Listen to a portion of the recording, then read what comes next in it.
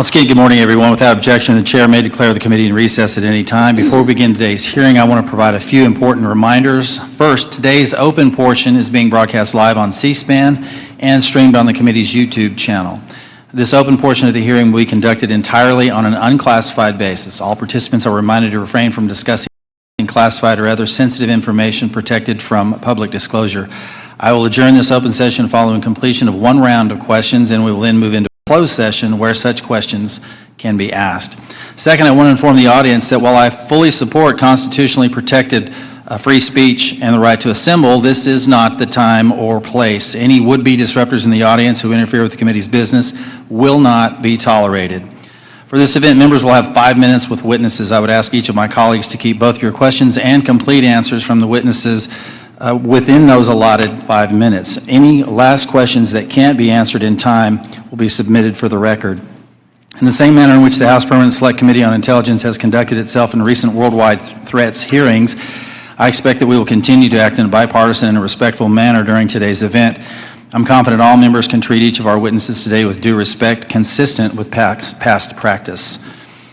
This worldwide threats hearing provides the American people the opportunity to hear directly from our intelligence community leadership on the threats that face our nation. It's my pleasure to welcome our witnesses to today's hearing: Director of National Intelligence, the Honorable Tulsi Gabbard; Director of Central Intelligence Agency, the Honorable John Ratcliffe; Director of the Federal Bureau of Investigation, the Honorable Kash Patel; Director of National Security Agency, General Tim Hawk; Director of Defense Intelligence Agency, Lieutenant General Jeffrey Cruz. Thank you all for being here. First, I want to address an issue that was made public earlier this week regarding a group text message exchange that included several members of President Trump's national security leadership team and a journalist. Yesterday, our colleagues on the Senate Select Committee on Intelligence held their hearing on the annual threat assessment, and unfortunately, instead of exploring the real and existential threats that face our nation, which is the purpose of this hearing, this issue consumed most of their time. While I will address this topic further in my questions, it's my sincere hope that we use this hearing to discuss the many foreign threats facing our nation. I have deep concerns about the state of our national security. The war between Russia and Ukraine has just surpassed 3 years and now includes North Korean troops on the battlefield. Iran remains the world's largest state sponsor of terrorism, supporting terrorist organizations throughout the Middle East like Hezbollah and Hamas, fueling the latter's war with Israel and Gaza. The threat of the Chinese Communist Party, or CCP, has metastasized worldwide, expanding a robust military and espionage capability well beyond the Pacific, including here within the Western Hemisphere. The CCP's aggressiveness in operations below the level of armed conflict continues to grow. For example, they have sponsored cyber attacks against United States critical infrastructure and even recruited a New York State governor's office employee into being an undisclosed agent of the CCP. And after 4 years of a catastrophic open border policy and limited and in many cases no vetting, we have seen an explosion of illegal migrants crossing our border since 2021. In fiscal year 2024, 516 were identified to be known or suspected terrorists, 106 of whom tried to sneak into our country between ports of entry. And these are just the ones we caught of the nearly 3 million encounters recorded by Customs and Border Protection. We've also seen an ISIS-affiliated human smuggling network bringing more than 400 migrants into the United States.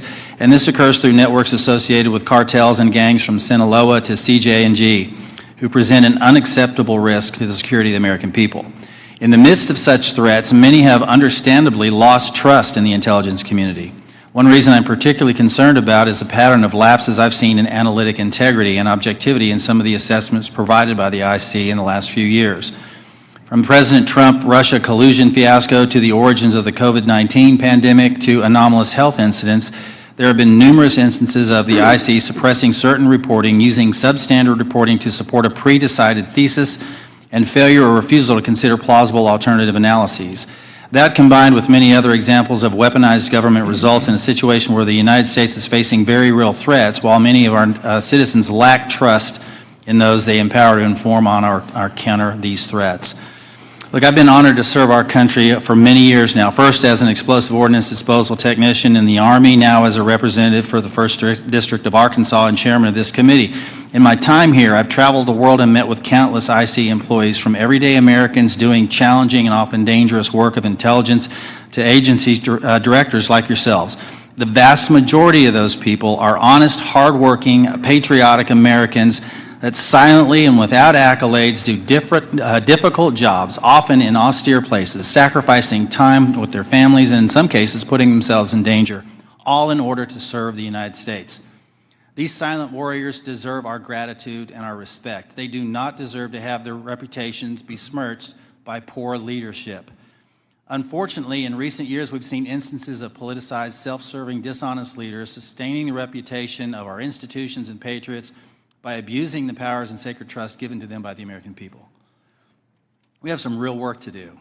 You in your roles as leaders of prestigious organizations and us as members of this committee charged with conducting honest and rigorous oversight must ensure that our institutions work for the American people. Those that don't uphold the stringent standards of integrity that the American people expect and deserve must be held accountable.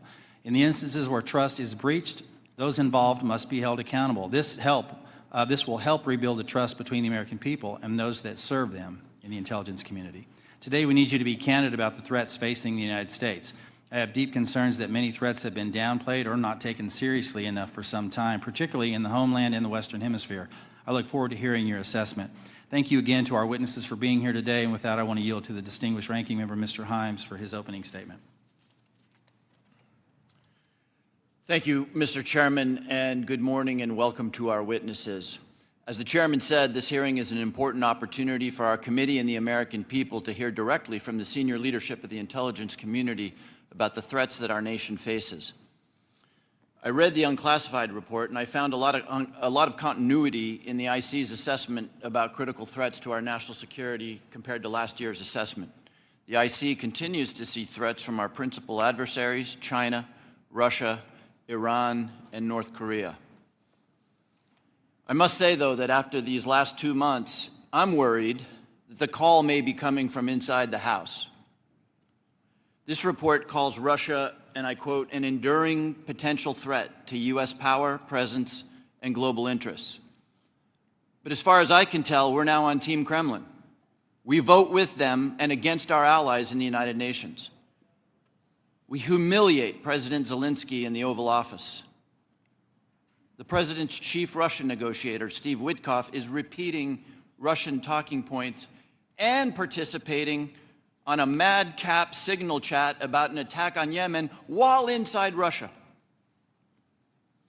USAID is gone, and with it, all American soft power. If I had time, I would ask the generals at this table about what it means to our national security to give up our soft power. We're no longer helping struggling nations in Africa. China, or worse, terrorists, are filling the vacuum. I wonder how many of those African countries will be named in next year's threat assessment. Thanks to DOJ, the men we paid to guard the most vicious ISIS terrorists in the world in Syria walked off the job.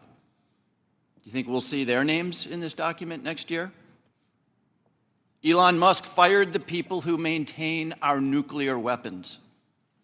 Does that feel like a threat to you? Apparently, all of this mayhem is cheered by the President of the United States and by 20-somethings with laptops and nicknames like Big Balls. But I've been doing this for a long time, and I know that Moscow and Beijing and Tehran and Pyongyang cannot believe their luck. Now we come to learn that people in the most dangerous and sensitive jobs on the planet put extremely specific pre-decisional discussions about a military attack on signal which could be intercepted by the Russians and the Chinese. Everyone here knows that the Russians or the Chinese could have gotten all of that information, and they could have passed it on to the Houthis, who easily could have repositioned weapons and altered their plans to knock down planes or sink ships. I think that it's by the awesome grace of God that we are not mourning dead pilots right now. The two general officers sitting at the table and the people who work for all of you know that if they had set up and participated in the signal chat, they would be gone. And they know that there's only one response to a mistake of this magnitude. You apologize, you own it, and you stop everything until you can figure out what went wrong and how it might not ever happen again. But that's not what happened.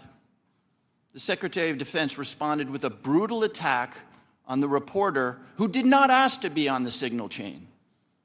Yesterday, our former colleague Mike Waltz did the same in the White House and then went on Fox to call Jeff Goldberg a loser. What do you think the people who work for you are seeing and learning from that? Now, except for that last part, almost all of the mayhem slowly eroding our safety, our standing, and our security in the world has largely happened outside the IC. If you had a part in that, and I suspect you did, I thank you. I'll say it now and I'll say it again every time we see each other over the next couple of years. You must protect the thousands of patriots who go to work every day under you to keep us safe. You need to go to work every day thinking about their morale, their well-being, and their protection. I've done intelligence oversight for more than a decade. It's my job to ask you the tough questions and maybe even make you uncomfortable. But John, I don't ever walk through your lobby and look at those 140 stars on the wall without choking up over the fact that men and women far better than I will give their lives to keep us safe. There's about a dozen people in this room who know all their stories, and you know and I know that many of the men and women who have stars on that wall died because of bad decisions or poor judgment by their leaders. We've all worked together before, and recent events notwithstanding, we need you to succeed. Your people and our safety requires you to succeed. I really hope you do. But let me say now that if some overcaffeinated 20-year-old succeeds in firing your linguists, or your mathematicians, or your paramilitary officers, if you shut down some unit because Steve Bannon or Seb Gorka doesn't like it, America will be less safe, and people will get hurt. And I and this committee and history will be very unkind.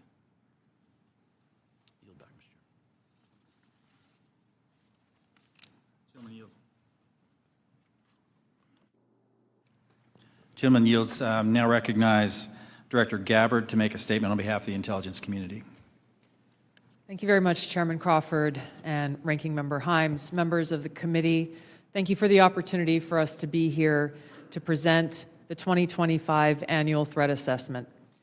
I'm joined here by my colleagues from the CIA, DIA, FBI, and NSA.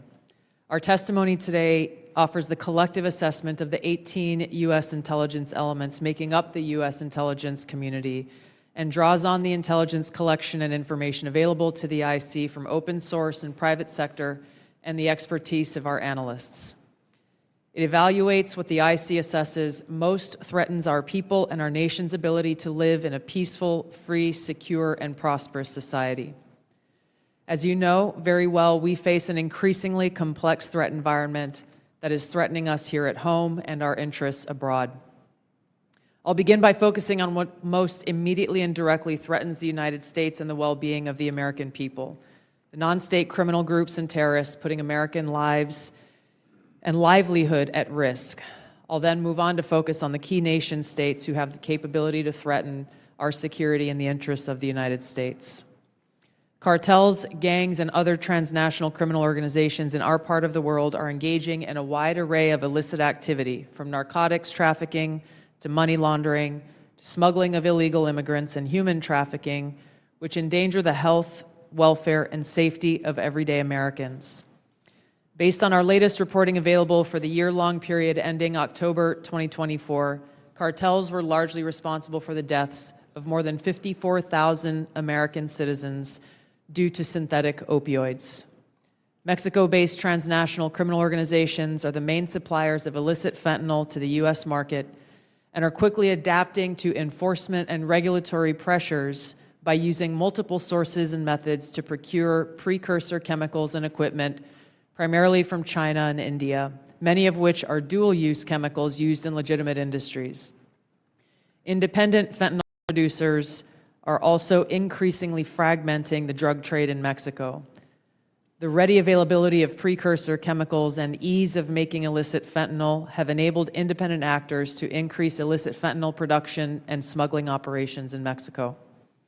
Cartels are profiting from human trafficking and have likely facilitated More than 2 million illegal immigrants encountered by law enforcement at the U.S. southwest border in 2024 alone, straining our vital resources and putting the American people at risk. Criminal groups drive much of the unrest and lawlessness in the Western Hemisphere.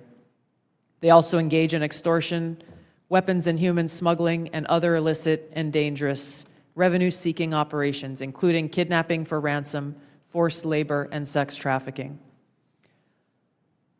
While some of these key drivers of migrants are expected to persist, heightened U.S. border security enforcement and deportations under the Trump administration are proving to serve as a deterrent for migrants seeking to illegally cross our borders. U.S. Border Patrol apprehensions along the southwest border in January 2025 dropped 85% from the same period in 2024.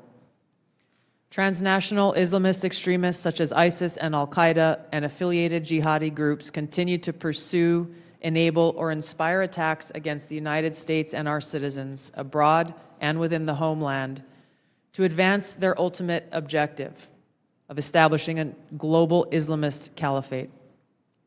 This includes heightened efforts to spread their ideology to recruit and radicalize individuals in the U.S. and the West. While the New Year's Day attacker in New Orleans had no known direct contact with ISIS terrorists, he was influenced and radicalized by ISIS ideological propaganda, as one example.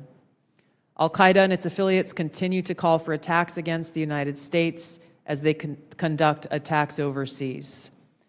These jihadist groups have shown their ability to adapt and evolve, including using new technology and tactics to spread their ideology and recruit new followers. A range of non-state cyber criminals are also targeting our economic interests, our critical infrastructure, and advanced commercial capability for extortion, other coercive pursuits, and financial gain. These actors are using a variety of tactics, including phishing, ransomware, and denial of service attacks to disrupt our systems and steal sensitive and lucrative information, using available technologies and taking advantage of U.S. cyber vulnerabilities. Ransomware actors last year, for example, attacked the largest payment processor for U.S. healthcare institutions, and another set of criminal actors conducted cyber attacks against U.S. water utilities. Some of these non-state cyber actors also operate as proxies for or emulate similar activities being carried out by major state actors. The IC sees China, Russia, Iran, and North Korea engaging in activities that could challenge U.S. capabilities and interests, especially related to our security and economy. They are in some cases working together in different areas to target U.S. interests and to protect themselves from U.S. sanctions. At this point, the IC assesses that China is our most capable strategic competitor. Under the leadership of Xi Jinping, the People's Republic of China seeks to position itself as a leading power in the world stage, economically, technologically, and militarily. Beijing is driven in part by a belief that Washington is pursuing a broad effort to contain China's rise and undermine CCP rule.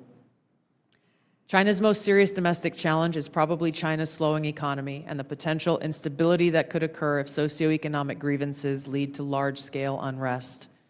Growing economic tensions with the United States and other countries could also weigh on China's plans for economic growth and domestic job creation.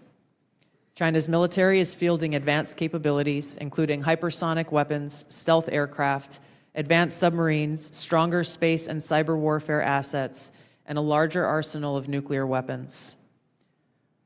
While it appears they would like to develop and maintain positive ties with the United States and the Trump administration to advance its own interests and avoid conflict, China is building its military capability in part to gain an advantage in the event of a military conflict with the United States around the issue of China's efforts towards unification with the Republic of China or Taiwan. Beijing is advancing its cyber capabilities for sophisticated operations aimed at stealing sensitive U.S. government and private sector information and pre-positioning additional asymmetric attack options that may be deployed in a conflict. China's cyber activities have been linked to multiple high-profile breaches, including last year's massive compromise of U.S. telecom infrastructure, commonly referred to as Salt Typhoon. Beijing currently dominates global markets and strategically important supply chains, for example, with the mining and processing of several critical minerals. In December, China imposed an export ban to the United States on gallium, germanium, and antimony, all of which are important to the production of semiconductors and our defense technologies. This was in direct response to U.S. export controls on chips designed to broadly limit PRC access to advanced chips and chip-making equipment. China also aims to compete in other critical global industries, including AI, legacy semiconductor chip production, biomanufacturing and genetic sequencing, and medical and pharmaceutical supply production. Russia's nuclear and conventional military capabilities, along with its demonstrated economic and military resilience, make it a formidable competitor. Moscow has more nuclear weapons than any other nation that could inflict catastrophic damage on the United States and the world in the event of a major war that Russian leaders feared put them and their regime at serious risk. In late 2024, Russia announced updates to its public nuclear doctrine, expanding the conditions under which Russia would consider using nuclear weapons. Russia is building a more modern and survivable nuclear force designed to circumvent U.S. missile defense through reliable retaliatory strike potential. It intends to deter the U.S. by holding the U.S. homeland at risk and by having the capabilities to threaten nuclear war in a conflict. Russia's developed advanced cyber capabilities and has attempted to pre-position access to U.S. critical infrastructure for asymmetric options and make it a persistent cyber threat. Russia's cyber activities have been linked to multiple high-profile breaches, including the 2023 hack of Microsoft. Russia is also fielding new capabilities in anti-satellite weapons meant to degrade U.S. and allied space infrastructure. Among Russia's most concerning developments is a new satellite intended to carry a nuclear weapon as an anti-satellite weapon, violating long-standing international law against such activity and putting the U.S. and global economy at risk. Iran continues to seek to expand its influence in the Middle East, despite the degradation to its proxies and defenses during the Gaza conflict. Iran has developed and maintains ballistic missiles, cruise missiles, and UAVs, including systems capable of striking U.S. targets and allies in the region. They've shown a willingness to use these weapons, including during a 2020 attack on U.S. forces in Iraq and in attacks against Israel in April and October 2024. Iran's cyber operations and capabilities also present a serious threat to U.S. networks and data. The IC continues to assess that Iran is not building a nuclear weapon, and Supreme Leader Khamenei has not authorized the nuclear weapons program that he suspended in 2003. We continue to monitor closely if Tehran decides to reauthorize its nuclear weapons program. In the past year, we've seen an erosion of a decades-long taboo in Iran on discussing nuclear weapons in public, likely emboldening nuclear weapons advocates within Iran's decision-making apparatus. Iran's enriched uranium stockpile is at its highest levels and is unprecedented for a state without nuclear weapons. Iran will likely continue efforts to counter Israel and press for a U.S. military withdrawal from the region by aiding, arming, and helping to reconstitute its loose consortium of like-minded terrorist actors, which it refers to as its axis of resistance. Although weakened, this collection of actors still presents a wide range of threats, including to Israel's population and U.S. forces deployed in Iraq and Syria, as well as U.S. and international military and commercial shipping and transit. North Korean leader Kim Jong-un is pursuing stronger strategic and conventional capabilities that can target U.S. forces and allies in the region, as well as the U.S. homeland, to bolster North Korea's leverage and stature, defend its regime, and achieve at least tacit recognition as a nuclear weapons power. Kim's recently cemented strategic partnership with Russia supports these goals by providing him with greater financial, military, and diplomatic support, reducing its reliance on China, and providing North Korean forces and weapons systems with warfighting experience. Kim views his strategic weapons advances, its deepening ties with Russia, and its economic durability as strengthening his negotiating position against Washington's demands for denuclearization and lessening Kim's need for sanctions relief. Since 2022, China, Russia, Iran, and North Korea have grown closer. Removing the accelerant of the war in Ukraine is unlikely to revert these bilateral relationships to a pre-war 2021 baseline, leaving room for new strategic priorities in world events to create new incentives or challenges to their expanded cooperation. Russia has been a catalyst for much of this expansion, driven heavily by the support it has needed for its war against Ukraine, including protection from U.S. and Western sanctions. In addition to exchange of military and other resource capabilities with North Korea, Russia has relied more heavily on China's financial and defense industry backing and has increased combined military exercises with China. With Iran, Russia has also expanded financial ties to mitigate sanctions. Iran has become a critical military supplier to Russia, especially of UAVs, in exchange for Russian technical support for Iranian weapons, intelligence, and advanced cyber capabilities. The threats that we see to the U.S. to U.S. national security are both complex and multifaceted. In closing, I want to address briefly the signal chat issue that I know many of you are concerned about. The President and National Security Advisor Waltz held a press conference yesterday with a clear message. It was a mistake that a reporter was inadvertently added to a signal chat with high-level national security principals having a policy discussion about imminent strikes against the Houthis and the effects of the strike. The National Security Advisor has taken full responsibility for this, and the National Security Council is conducting an in-depth review along with technical experts working to determine how this reporter was inadvertently added to this chat. The conversation was candid and sensitive, but as the President and National Security Advisor stated, no classified information was shared. There were no sources, methods, locations, or war plans that were shared. This was a standard update to the National Security Cabinet that was provided alongside updates that were given to foreign partners in the region. The Signal Message app comes pre-installed on government devices. In December of 2024, CISA stated, quote, "We strongly urge highly targeted individuals to immediately review and apply best practices provided in the guidance to protect mobile communications, including consistent use of end-to-end encryption." And they named Signal as an app as an example of such an end-to-end encrypted messaging app.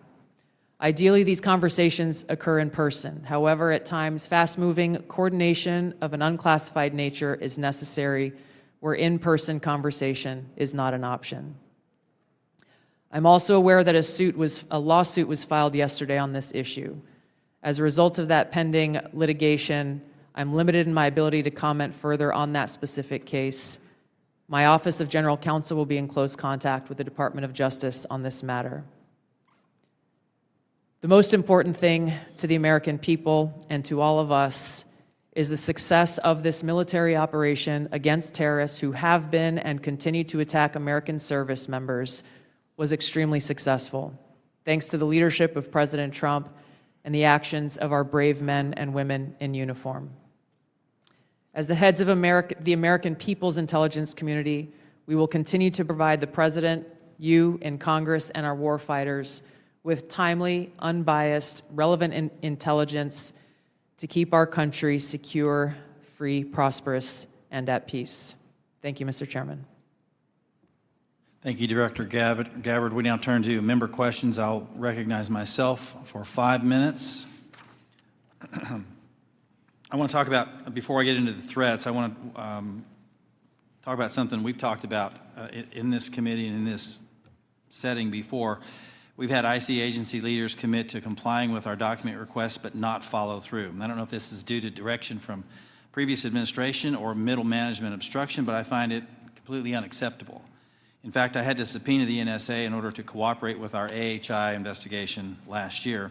As you all know, it's the charge of this committee to conduct rigorous oversight, and part of that oversight is occasionally requires us that we request documents from your organizations to enable our investigations.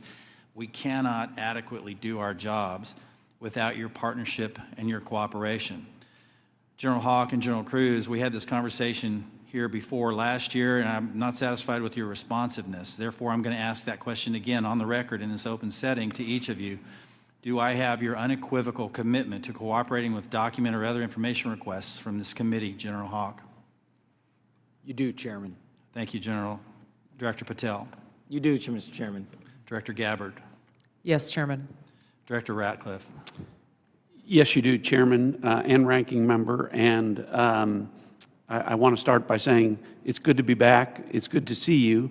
And as you all know, I have a special appreciation for the work that this committee does, having previously been a member. I also understand the importance of the oversight role that it has. And so you have my full commitment and my understanding about what your responsibilities are and my obligation to keep you fully and currently informed, and I will do that. Appreciate that. General Cruz. Chairman, of course, you have our continuing support on this critically important effort for the nation. Thank you. I appreciate that. I want to turn now to something that's a topic of conversation and really needs to be, and that's our own neighborhood here in our Western Hemisphere. I mentioned in my opening statement, I'm deeply concerned about encroachment in the Western Hemisphere, not just by China, but other adversaries like Russia and Iran, from Russian military cooperation with and support to Venezuela and Nicaragua, CCP-linked companies' acquisition of critical assets in Central and South America, Iran's defense agreement with Bolivia, the establishment of a technical military cooperation commission including Venezuela, Cuba, China, Russia, and Iran. And I could list several more alarming examples. I'm afraid we focus so much of our attention across the world that we've lost sight of our own neighborhood, leading to the anti-American regimes gaining permanent footholds within striking distance of the homeland. So, Director Gabbard, to the extent that you can discuss it in this setting, what is the intelligence community's assessment of adversary encroachment in the Western Hemisphere? Thank you, Mr. Chairman. We'll be able to go into greater detail in the closed session, but the intelligence community assessment reflects what you have just detailed and outlined. The continued competition, encroachment, and investments that are occurring in the Western Hemisphere have rapidly increased and continue to pose a threat both to our economic interests and to our security. Every day there are new reports of further attempts, one just recently that came up yesterday with investments that are being made in the southeast part of the United States. Again, I'll go into this further in a closed setting, but the intelligence assessments that we are receiving are being shared with senior cabinet officials, Department of Energy, Commerce, Treasury, those who are working alongside us to not only monitor, but to determine the best policies that will protect our interests. Thank you. I want to turn to Director Patel real quick in the time that I have left. If you can flesh this out for me just a little bit. You indicated something that caught my attention in the proceeding yesterday, and that was your involvement with the Judicial Drug Task Force that you partner with at the state level, and how that has yielded positive results with regard to cartel activity. Can you put a little finer point on that to describe those partnerships in the 53 seconds we have remaining? Yeah, I'll try to be brief. Mr. Chairman, Mr. Vice Chairman, thanks for having us, Ranking Member. My priorities at the FBI have been to partner with state and local law enforcement in ways that we have not done so before, particularly on information sharing, and it's a two-way street. And in order for us to effectuate drug seizures and narcotics interdictions in the 50 states, we treat them as all border states, because that's what's happening. We have an American citizen die of a drug overdose every 7 minutes. That is wildly out of control and unacceptable. But the FBI cannot do that mandate and secure the American people from Washington, D.C. So we're putting resources in the field. We are working with our partners at the state and local level, and we are seeing immediate results, as we are seeing in Arkansas, as I outlined yesterday, with hundreds of arrests, thousands of pounds of narcotics seized, dozens of weapons, and multiple indictments. Thank you, Director. I'm going to yield and recognize Ranking Member Himes for 5 minutes. Thank you, Mr. Chairman. If there's something I care as much about as the national security of the United States, it's the powers and prerogatives of this Congress and its oversight duties. So I want to spend a minute or so on yesterday's testimony in front of the Senate and direct these questions in particular to Director Patel and Director Gabbard.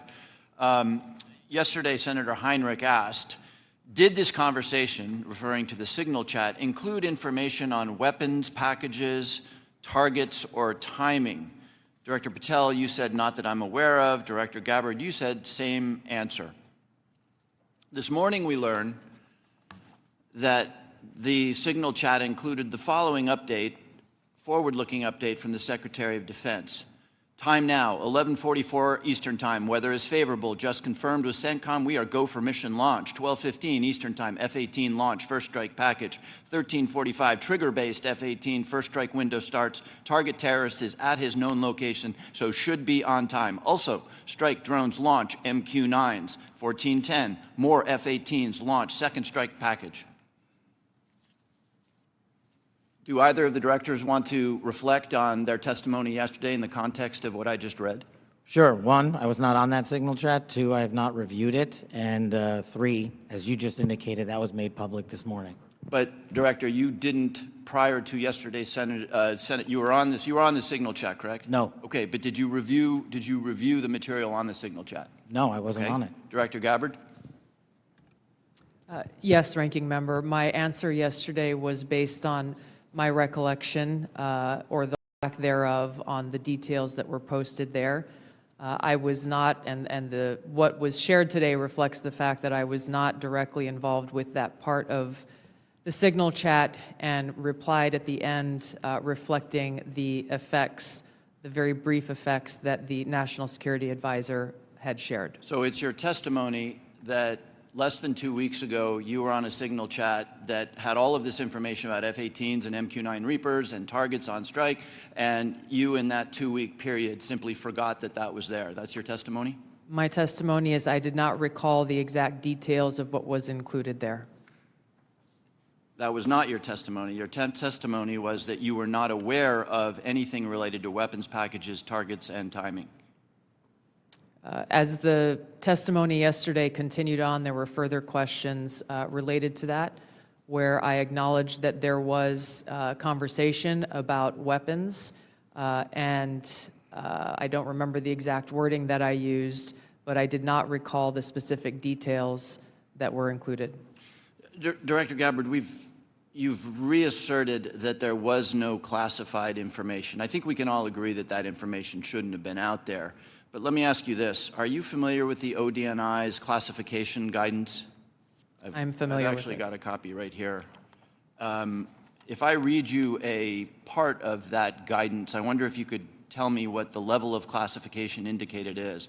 I'm reading from your classification guidance. And the criteria is information providing indication or advance warning that the U.S. or its allies are preparing an attack. Do you recall what your own guidance would suggest that be classified? I don't have the specifics in front of me, but it would point to what was shared would fall under the DoD's classification system and the Secretary of Defense's authority so let me help you, determine because there's what a is very clear classified answer. and what is not. I guess you don't have it, but information providing, this is the ODNI guidance, information providing indication or advance warning that the U.S. or its allies are preparing an attack should be classified as top secret. Do you disagree with that? I don't disagree with that. I just point out that the DoD classification guidance is separate from the ODNI's classification guidance. Do you think it would be materially different? Ultimately, the Secretary of Defense holds the authority to classify or declassify. Do you think it's likely that DoD guidance is materially different from what I just read? I haven't reviewed the DoD guidance, so I can't comment.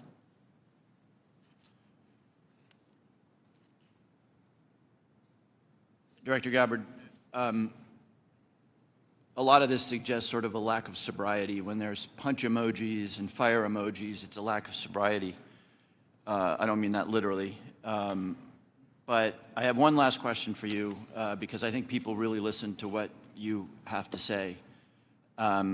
You, on March 15th, as DNI, retweeted a post from Ian Miles Chong, who is listed on RT, that's Russia Today's website, as, quote, a political and cultural commentator who has contributed content to RT since at least 2022. Director Gabbard, do you think that it's responsible for you as head of the intelligence community and the principal presidential intelligence advisor to retweet posts from individuals affiliated with Russian state media? That retweet came from my personal account, and I would have to go back to look at the substance of the tweet. Can I, just so that we don't have a lack of confusion amongst our allies and enemies and us, can I act perhaps that you not think that you should be saying one thing on your personal account than you say officially?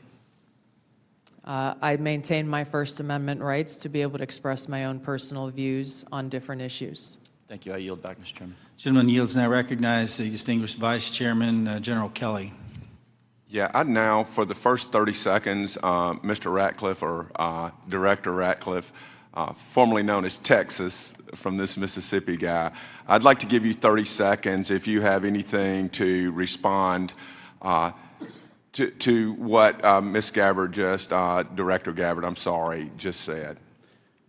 Well, Mississippi, it's good to see you again, and I appreciate the opportunity. You know, there's so much talk about this Atlantic article and about things that were said and that could have happened instead of a focus on what did happen. So my responsibility as CIA director, one of its responsibilities is to kill terrorists. And that's exactly what I did along with President Trump's excellent national security team. That's what we should be focused on. With regard to that article, I also would appreciate the opportunity to relay the fact that yesterday I spent 4 hours answering questions from senators as a result of that article that were intimating that I transmitted classified information because there were hidden messages. Those messages were revealed today and revealed that I did not transmit classified information, and that the reporter, who I don't know, I think intentionally intended it to indicate that. That reporter also indicated that I had released the name of an undercover CIA operative in that signal chat. In fact, I had released the name of my chief of staff, who is not operating undercover. That was deliberately false and misleading, and I appreciate the opportunity to reflect that my answers haven't changed. I used an appropriate channel to communicate sensitive information. It was permissible to do so. I didn't transfer any classified information. And at the end of the day, what is most important is that the mission was a remarkable success, is what everyone should be focused on here, because that's what did happen, not what possibly could have happened. Thank you, Director Ratcliffe. Director Patel, thank you for the great job that you've done. So, first of all, your coordination and trying to comply with the letter that was sent last year and the year before asking for the baseball shooting, of which what I got was basically what happened on the field, and I was there, so I don't need to know that, although no one from the FBI ever talked to me about what happened. They talked to people who were not there. But I appreciate your commitment to getting us the full unredacted report, or the redactions, or to protect innocent people who are not part of the process, not the people who made decisions to classify that as suicide by cop as opposed to an assassination attempt of many members of Congress, of which I was one. Thank you for your commitment, Director Patel, because I know that you will give us what we have asked for so that we can put this to rest, Mr. Winstrup, myself, and several others. Can I get your commitment to do that, Director Patel? In fact, I just got an update, Mr. Vice Chairman, from my team. You'll have all of those materials to you and your committee by the close of business today, or at the latest tomorrow morning. And just really quickly, Director Ratcliffe, and I don't want to go over time. I think it's so important for everybody to have their time. Can you tell me the impact that DOJ has had in causing you to fire people you shouldn't have fired, or release people who are instruments of national security no longer there? Tell me if you've had any impact specifically that DOJ has caused you to lose someone who was necessary for national security. Given the fact that as of this date, no one from DOJ has been on the CIA campus, and I've had no direct communication with DOJ other than conversations with Elon Musk at cabinet meetings, I would say the impact is zero. Director Patel?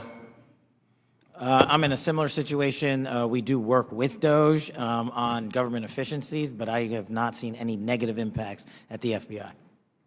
Thank you very much. And Director Gabbard, it's good to see you again, too. I think we were freshmen together, you and I and Director Ratcliffe, and I'm here and you guys are like there. Have you seen any impact across the whole IC that DOGE has caused things that you can't respond to? Yeah, thank you, Congressman. It's great to see you all again here. The answer is no. Similar with Director Ratcliffe, DOGE has not been at ODNI. The President understands the essential national security mission that we have, and we are going through our own internal assessments to ensure we're achieving the effects in an efficient way that is responsible to the American taxpayer. Yield back, Mr. Chairman. Gentleman yields. Mr. Carson. Thank you, Chairman, to the witnesses, many of whom I've worked with in the past. It appears that this year's report omitted any discussion of transnational concerns like global health security, infectious diseases, and the role of conflict, violence, and political instability play as drivers of migration. Coupled with the administration's cuts to USAID and other international assistance, particularly health and humanitarian assistance, won't these reductions and eliminations increase regional instability and volatility in areas already at high risk for threats? Was the IC consulted at all in the decisions to eliminate such critical funding, and why weren't these risks included in this year's report? Thank you for the question, Congressman. The direction that I gave to our National Intelligence Council as they were putting together the annual threat assessment was to focus on the most direct and extreme threats that we face from non-state and state actors. While I acknowledge the factors that you've mentioned create an environment that our operators and intelligence officials need to be aware of, this year's annual threat assessment was really more targeted to focus on the direct threats that we have the ability to affect and impact. Some of those were included here that you mentioned with regard to the effects and impacts of USAID. That assessment has not yet been done, or at least to my knowledge, and was not considered to be included here. Director Patel, this year's assessment, sir, confirms a threat I've worked on for a number of years, domestic extremists, including lone wolves, white nationalists motivated by racial or anti-government grievances, even religious grievances. Mr. Director, a few yes or no questions. Do you, sir, agree that these domestic threats must be addressed as thoroughly as foreign extremists? All threats like that will be treated equally, yes, sir. Is it true, sir, you moved personnel out of the FBI section responsible for countering domestic violent extremists? I don't believe I did that. Is it true, sir, that you've discussed disbanding this section? I don't believe I've done that. Will you pledge today, sir, not to disband this critical section? I will pledge to you today that any personnel matters that are being worked on currently, once finalized, the congressional notification will be published to your committee. Mr. Chairman, I yield back. The gentleman yields. Now recognize the gentleman from Illinois, the former federal prosecutor, Mr. LaHood. Well, thank you, Mr. Chairman. I want to thank all of our witnesses today for your service to our country. And I want to focus my questions this morning on FISA Section 702. And Director Radcliffe, welcome back to the committee.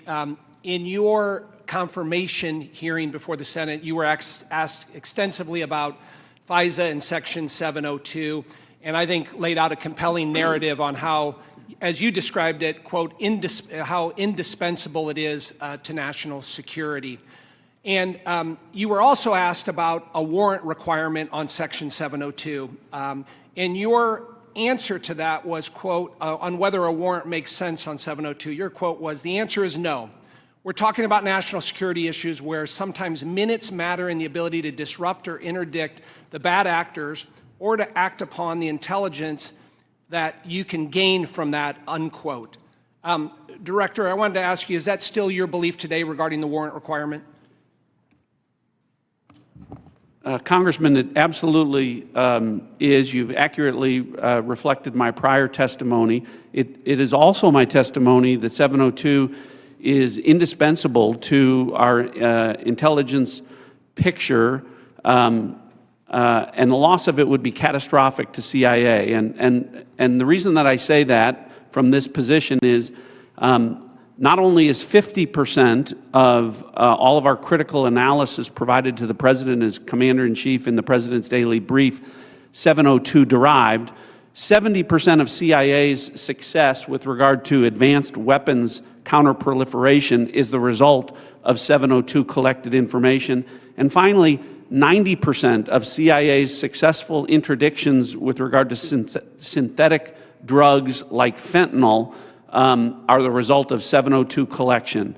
It's absolutely indispensable to the work that CIA does, and I'm glad that you gave me the opportunity to reflect that to this committee. Thank you, Director. And just to ask a follow-up on that, as you know, in the House last year when we had our FISA reform and Section 702 reform measures put in place, you know, we had a debate, robust debate on the House floor regarding the warrant requirement. It was a very, very close vote, 212 to 212. Director Ratcliffe, what can you tell our members to alleviate and reassure them on, again, the harm that a warrant requirement would do to 702? Well, Congressman, it would impose a de facto ban on lawfully querying previously collected data to find threats against U.S. persons and government officials. So that would be, again, catastrophic to our efforts to keep our community safe. And I would also point out, because I know that these are legitimate concerns with regard when we talk about FISA and 702 specifically, everyone on this committee recalls that when I was a member, I also called out FISA abuses when they occurred. And I don't want there to be any violation of Americans' civil liberties and Fourth Amendment rights. But I would point to the CIA's, frankly, impeccable record of compliance, and we can talk about that more in a closed session. Thank you, Director. Director Patel, I want to turn to you. Similar in your Senate confirmation, you were asked extensively about 702. And as you know, in our bill that we passed last year, we put lots of reforms and changes and protocols in place for the FBI. And I know that you're supportive of many of those. Specifically on the impracticalities of a warrant requirement on 702, you were quoted as saying, when you were asked about it, it is almost impossible to make that function of the warrant requirement work and to serve the national no-fail mission. Is that still your testimony here today? It's great to see you, Congressman, and yes, that's my testimony. Thank you. As you know, the reforms that we put in place were significant, requiring the FBI personnel to get a supervisor or attorney approval to conduct U.S. person inquiries, requiring high-level approvals up to the FBI deputy director level before certain queries are conducted on U.S. elected or appointed officials, candidates, or media personnel, requiring the Department of Justice to audit all U.S. person queries performed by the FBI within 6 months of each query, reducing the number of FBI personnel who have the ability to query. Can you talk about the current implementation of those reforms and how that's going, Director Patel? Absolutely. With probably the most recent one, in terms of 702 query reviews, we only have about 200 left when it comes to U.S. persons, and we will promulgate those findings to you. But as of today, of all the U.S. persons queried in the 702 databases, there's only been one instance of negligent conduct. We have already implemented limited access to those who actually know how to use the FISA process in 702, and we have implemented a direct reporting structure to the Office of Director and the Deputy Director to make sure that anyone, whether it's intentional or unintentional, abuses the 702 query system is brought to our attention immediately, and we will take that on for action directly. And in terms of piggybacking off Director Ratcliffe's, the public defender in me realizes the importance of constitutional due process more than anyone. The staffer in me from the House Intelligence Committee may be the only person who has worked more on FISA reform and exposing FISA abuse in modern congressional history. And the terrorism prosecutor in me and the JSOC civilian in me tells me that we cannot do away with 702 or FISA Title I and Title III, but we can work with you and your committee to make it better. I don't know all those ideas. I don't have all those answers, but you have my commitment that we will use it appropriately going forward. Thank you, Director. I yield back. Gentleman yields. Mr. Castro. Thank you, Chairman. Tulsi, you and I came into the Congress together in 2013. And Kash, you and I was serving on the Intelligence Committee when you worked on the Intelligence Committee. And John, you and I are both from Texas, and we both served together on the Intelligence Committee. the idea that this information, if it was presented to our committee, would not be classified, y'all know is a lie. That's ridiculous.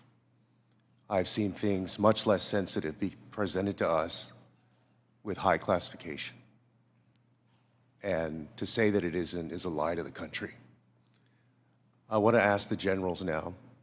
The NSA is principally in charge of intercepting things like signals intelligence from other countries. General, I want to ask you, if your organization, your agency, intercepted something like this from Russia or China or some other country, would you consider this classified information? Representative, we would be classifying based off of our sources and methods. So those would be the things that, in terms of how we process, how we would be able to obtain the information and how we'd report it, we would classify based off of our source and method. So if you knew that the Secretary of Defense and the National Security Advisor of Russia or China and the head of the Foreign Ministry and all of the folks who were associated with that signal chain, if you intercepted that information, General, would you consider it classified? So it would be classified based off of our collections. So the NSA would classify it, would Based off determine it as of classified. the protection of our own source and method, not necessarily based off the content, but how we collected that information. But it would be classified. Well, we certainly wouldn't be collecting on a U.S. person conversation. No, I understand. I'm We're saying collecting if you did your job and collected it from the Russian Foreign Ministry and the National Security Advisor and the Secretary of Defense and the President's Chief Advisor, there is no way, having sat on this committee for 9 years, that somebody would come in with that information and give us something that says, unclassified, you can walk out of this room with this information and give it to whomever you want. You know, with all respect, you and I worked on the committee at the same time. Tulsi, you and I came in together. I've never had an issue of beef with you. John, you and I are both from Texas. Y'all know that's a lie. It's a lie to the country. I want to ask about the Alien Enemies Act really quick while I have time. The President has used the Alien Enemies Act, a wartime authority last used to detain German and Japanese nationals during World War II, to summarily deport people accused of being members of the Venezuelan gang Tren de Agua. To invoke this law, the President must demonstrate that the United States is under invasion by a foreign nation or government. They have alleged that we are under invasion by the Venezuelan government. The idea that we are at war with Venezuela would come as a surprise to most Americans. The unclassified version of the annual threat assessment the intelligence community just released makes no mention of any invasion or war that we are fighting with the nation of Venezuela. You would think our nation being at war would merit at least a small reference in this threat assessment. And Director Ratcliffe, does the intelligence community assess that we are currently at war or being invaded by the nation of Venezuela? We have no assessment that says that. Thank you. In invoking the law, the President alleged that Tren de Agua is, quote, undertaking hostile actions against the U.S. at the direction, clandestine or otherwise, of the Maduro regime in Venezuela. Director Gabbard, does the intelligence community assess that the Venezuelan government is directing Tren de Agua's hostile actions against the United States? There are varied assessments that came from different intelligence community elements. I'll defer to Director Patel to speak specifically to the FBI assessment. But let me ask you, so you're saying there are conflicting assessments that have come from the IC? That's correct. Okay, thank you. We'll take it up in closed session. All right. You know, your threat assessment makes issue of, highlights fentanyl trafficking as a top threat to the United States, yet support for law enforcement cooperation with Mexico has been put on hold, and there's been a threat of invasion to Mexico by the United States. You assess that Russia's advanced cyber capabilities make it a persistent counterintelligence cyber threat, yet the administration shut down the unit at the Cybersecurity Infrastructure Agency tasked with stopping Russian cyber attacks. There are so many other ways that the actions of this administration have contradicted this threat assessment, and the administration is making the world and the United States more dangerous. I yield back. The gentleman yields. The gentleman from Pennsylvania, Mr. Fitzpatrick. Thank you, Chairman Crawford. Thank you to all of our witnesses for being here. I look forward to working with each and every one of you to keep our country and our planet safe. I wanted to carry on the topic of Section 702 reauthorization. Representative LaHood and I did a lot of work on this over the past 2 years. As you all know, last Congress, this committee worked in a bipartisan manner to advance the reauthorization of what most of us, if not all, deem to be our country's single and most important national security tool. The result was what was titled the Reforming Intelligence and Securing America Act, which not only reauthorized Section 702, but equally important, it provided necessary reforms to our intelligence community in an effort to address past abuses. This was the largest single reform of the FBI and the IC in a generation, making sure that there are appropriate compliance guardrails that enhance accountability while still protecting the critical tools necessary for our nation's security. Just to name a few, in 2009, Section 702 protected our nation from an attack by an al-Qaeda member who intended to detonate explosives in the Manhattan subway lines. In 2014, Section 702 helped prevent attacks by assisting in the removal of ISIS leader Haji Imam. In 2022, Section 702 contributed to the U.S. government's operation against the last remaining 9/11 architect, Ayman al-Zawahiri. And as we saw in the horrendous attacks of October 7th, an attack on the people of Israel, where Hamas killed over 1,200 innocent civilians, intelligence collection is essential to the safety and security of our population. We must never, ever see another attack the likes of 9/11, especially as a result of a self-inflicted intelligence failure. Not reauthorizing the use of this authority in this coming year would intentionally and willingly put the United States at a disadvantage against actors who seek our destruction. Representative LaHood touched on the warrant requirement. As you all know, that is really the linchpin here. And I think it's abundantly clear for members of this committee, members of this Congress, and for members of our Intelligence Committee to understand that a warrant requirement is on the collection of data. A warrant requirement cannot apply to the querying of already lawfully collected data. To follow that theory to its logical extreme would be to say that a police department who has an evidence locker containing lawfully collected data has to get a warrant to re-enter that evidence locker. It'd be akin to say to a police officer they cannot run a license plate, which is querying off of lawfully collected Department of Transportation data without getting a warrant. It would shut down the courts, it would shut down law enforcement, it would make our country much less safe. So I want to ask Director Patel, Director Radcliffe, I want to yield the floor to you as we will be working with all of you, particularly your two agencies on reauthorization, to share your thoughts.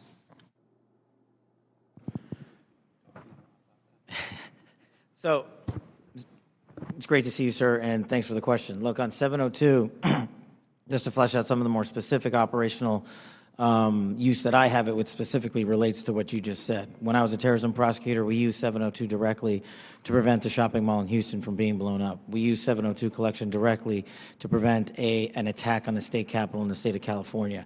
And those individuals were prosecuted and are currently in prison. And balancing that awesome responsibility with the constitutional protections that every American should have when we're talking about U.S. persons specifically is something that I keep in mind on every single decision surrounding 702.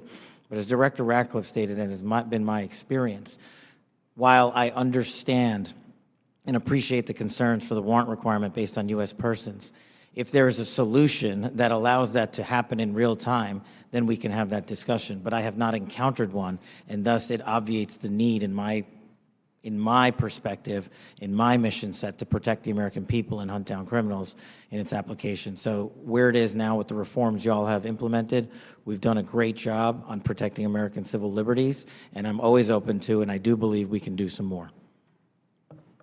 Director Radcliffe. Good to see you again, Congressman. I agree with Director Patel's comments with regard to that. I'll start out by saying, obviously in this role, I'm not a policymaker.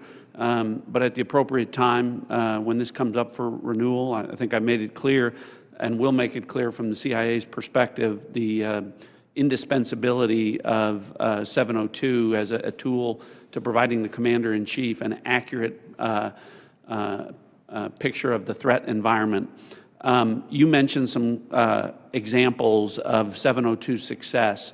When we get into the classified session later this afternoon, I have some further examples of 702 success that we can talk about, and I think that reflects my position. Thank you all. I yield back. The gentleman yields. Mr. Krishnamurthy. Good morning. Thank you, Mr. Chair, and thank you to our witnesses for coming. Thank you for your service. Director Gabbard, you said no classified information was included in the signal chat, correct?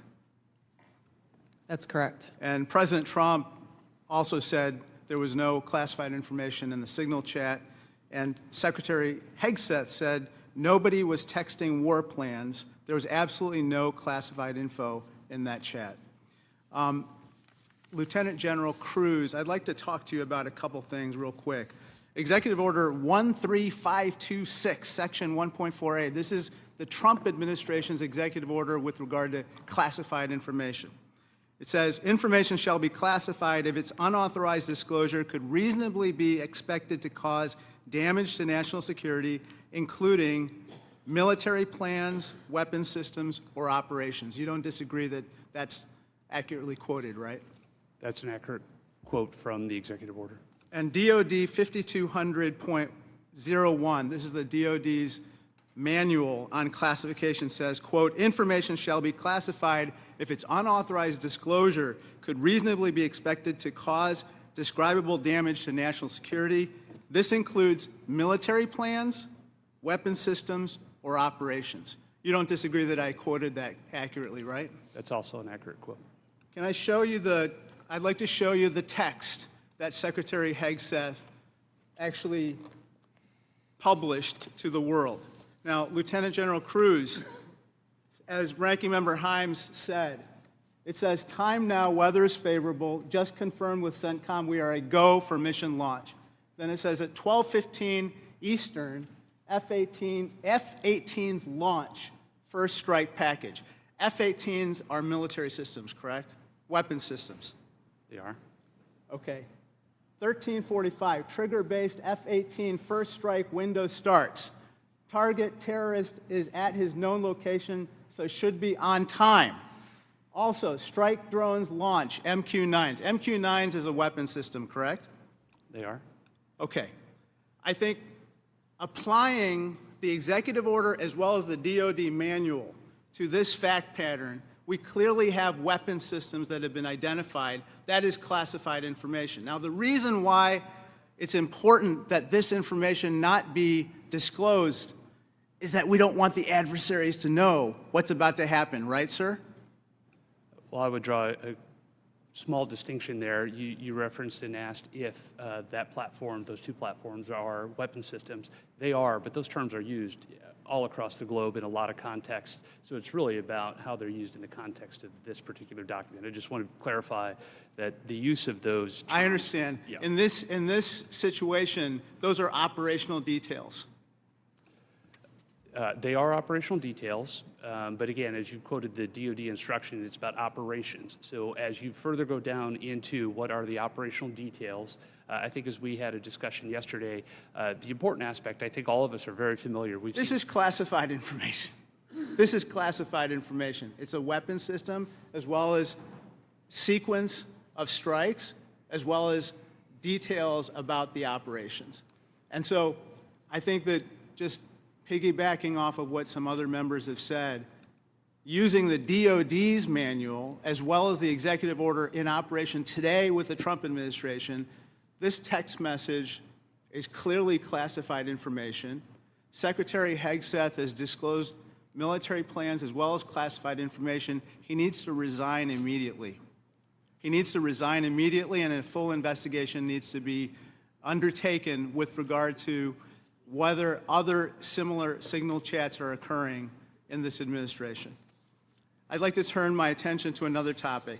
Director Patel, according to the DOJ, in 2022, the FBI led Joint Terrorism Task Force, JTTF, in my hometown of Chicago valiantly led efforts to prevent a plot to attack Naval Station Great Lakes in Illinois. You don't dispute that, do you, sir? I'm not familiar with it, but I don't dispute what you're telling me. Thank you. A memo obtained by ABC 7 News of Chicago said that this task force will now be, quote, actively supporting, close quote, the Department of Homeland Security and its immigration enforcement. You don't dispute that either, do you? I'm just not familiar with it, sir. Okay. Sir, I just have to say, the DOJ has now tasked JTTFs to shift some resources to immigration enforcement efforts. And I don't say this lightly, if there's a terrorist attack anywhere in the country, including in Chicago, and it was because the JTTFs in part shifted resources, they'll be held to pay. Thank you, sir. Gentleman's time's expired. Gentleman from Georgia, Mr. Scott. Thank you, Mr. Chairman. Director Gabbard, was the target terrorist named in the text, or was it simply referred to as target terrorist? The target was not named. Thank you. Was the location named? Congressman, no locations were named. Thank you. Director Patel, there was a specific accusation made about how close we are working with Mexico currently. My understanding, and I want to congratulate you on this, and I think it shows a shift of focus at the FBI since you've taken over to what it should have been doing all along, which is chasing the 10 most wanted that are threatening our country. My understanding is that 2 of the 3 were actually arrested in Mexico and are being extradited back to the United States. Is that correct? Yes, sir.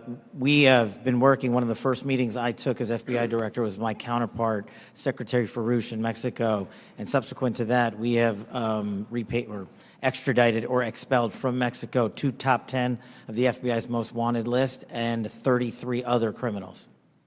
Well, it sounds to me like we're working closer with them today than we have in the last several years, and that the focus of the FBI has shifted to actually protecting American citizens instead of arresting pro-life protesters. Our mission is to find violent criminals wherever they are, and if they're in Mexico, we're going to get them. Thank you. And I appreciate you, and I appreciate the change in the focus of the FBI. I want to talk with you a little bit about the counterintelligence threats, one of which was an active duty U.S. Army soldier charged with conspiring to transmit national defense information to individuals located in China. What can you say in this setting, or can you briefly explain your work with interagency partners to identify and neutralize counterintelligence threats in the United States around this example? For me, sir? Yes, sir. So generally speaking, on counterintelligence and countering espionage, whether it's from adversaries like the CCP, Russia, Iran, or otherwise, we have prioritized them as an equally violent criminal enterprise seeking to do harm to our critical infrastructure and also to exploit and steal our data, whether it's government or private personnel. And so we have expanded our resources into them and working with the interagency to make it a priority. Okay, thank you. I want to move on to the issue of the threshold of parole under the previous administration and the number of illegal immigrants that have come into this country, including people with known membership in terrorist groups. For those individuals that pose a risk and that we have captured and are being deported, are we sharing the biometric and biographic information with our allies to mitigate their ability to relocate or operate abroad? What we are doing at the FBI is sharing the information we're allowed to with our Five Eye partners, and then on an individual basis, we are trying to share information with other partners who deemed individuals that they find of consequence. Okay. As you move further into your position, if you have additional recommendations on how we better share information, please let us know. Yes, sir. Director Ratcliffe, China's influence on the Panama Canal has increased since 2017.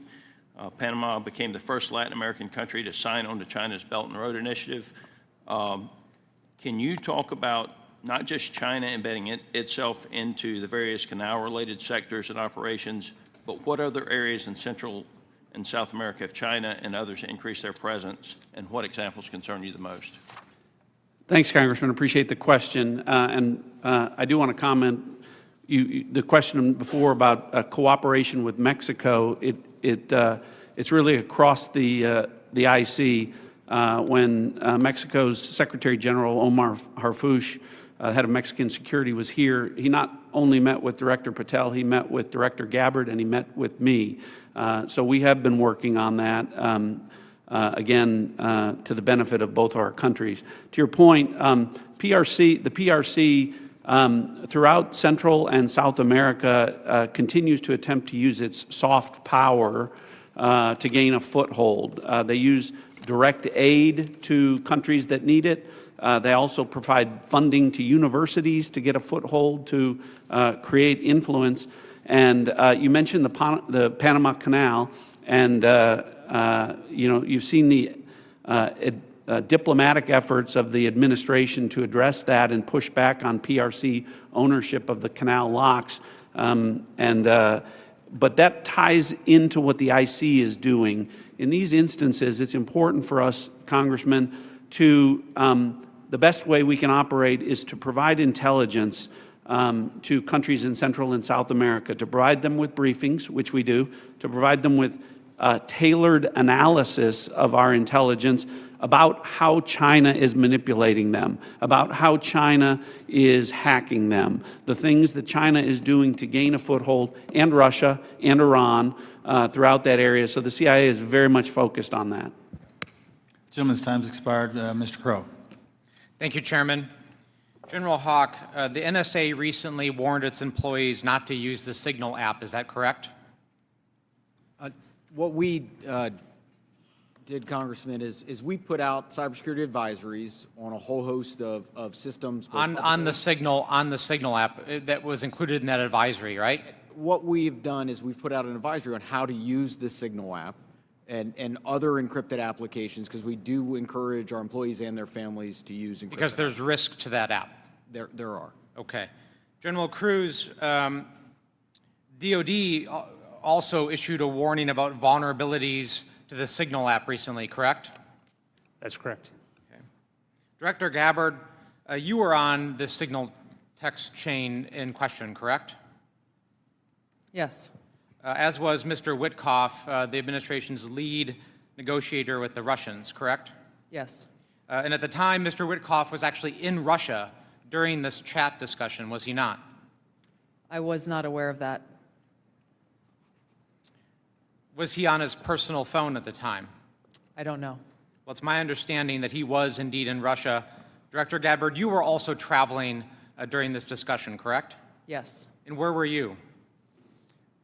I was traveling through the Asia-Pacific region. I don't recall which country I was in at that time. You don't remember the country? I'd have to go back and look at the schedule. Director Gabbard, I want to direct your attention again to the text chain where it says, just confirmed with CENTCOM, we are a go for mission launch. Does that indicate to you that there is about to be a military operation? Yes. Director Gabbard, earlier in this hearing, we heard about the DOD's classification standards. I want to now turn my attention to your classification standards. You're the Director of National Intelligence. The Office of the Director of National Intelligence classification guide says, quote, information providing indication or advance warning that the U.S. or its allies are preparing for an attack, end quote, is to be classified as top secret.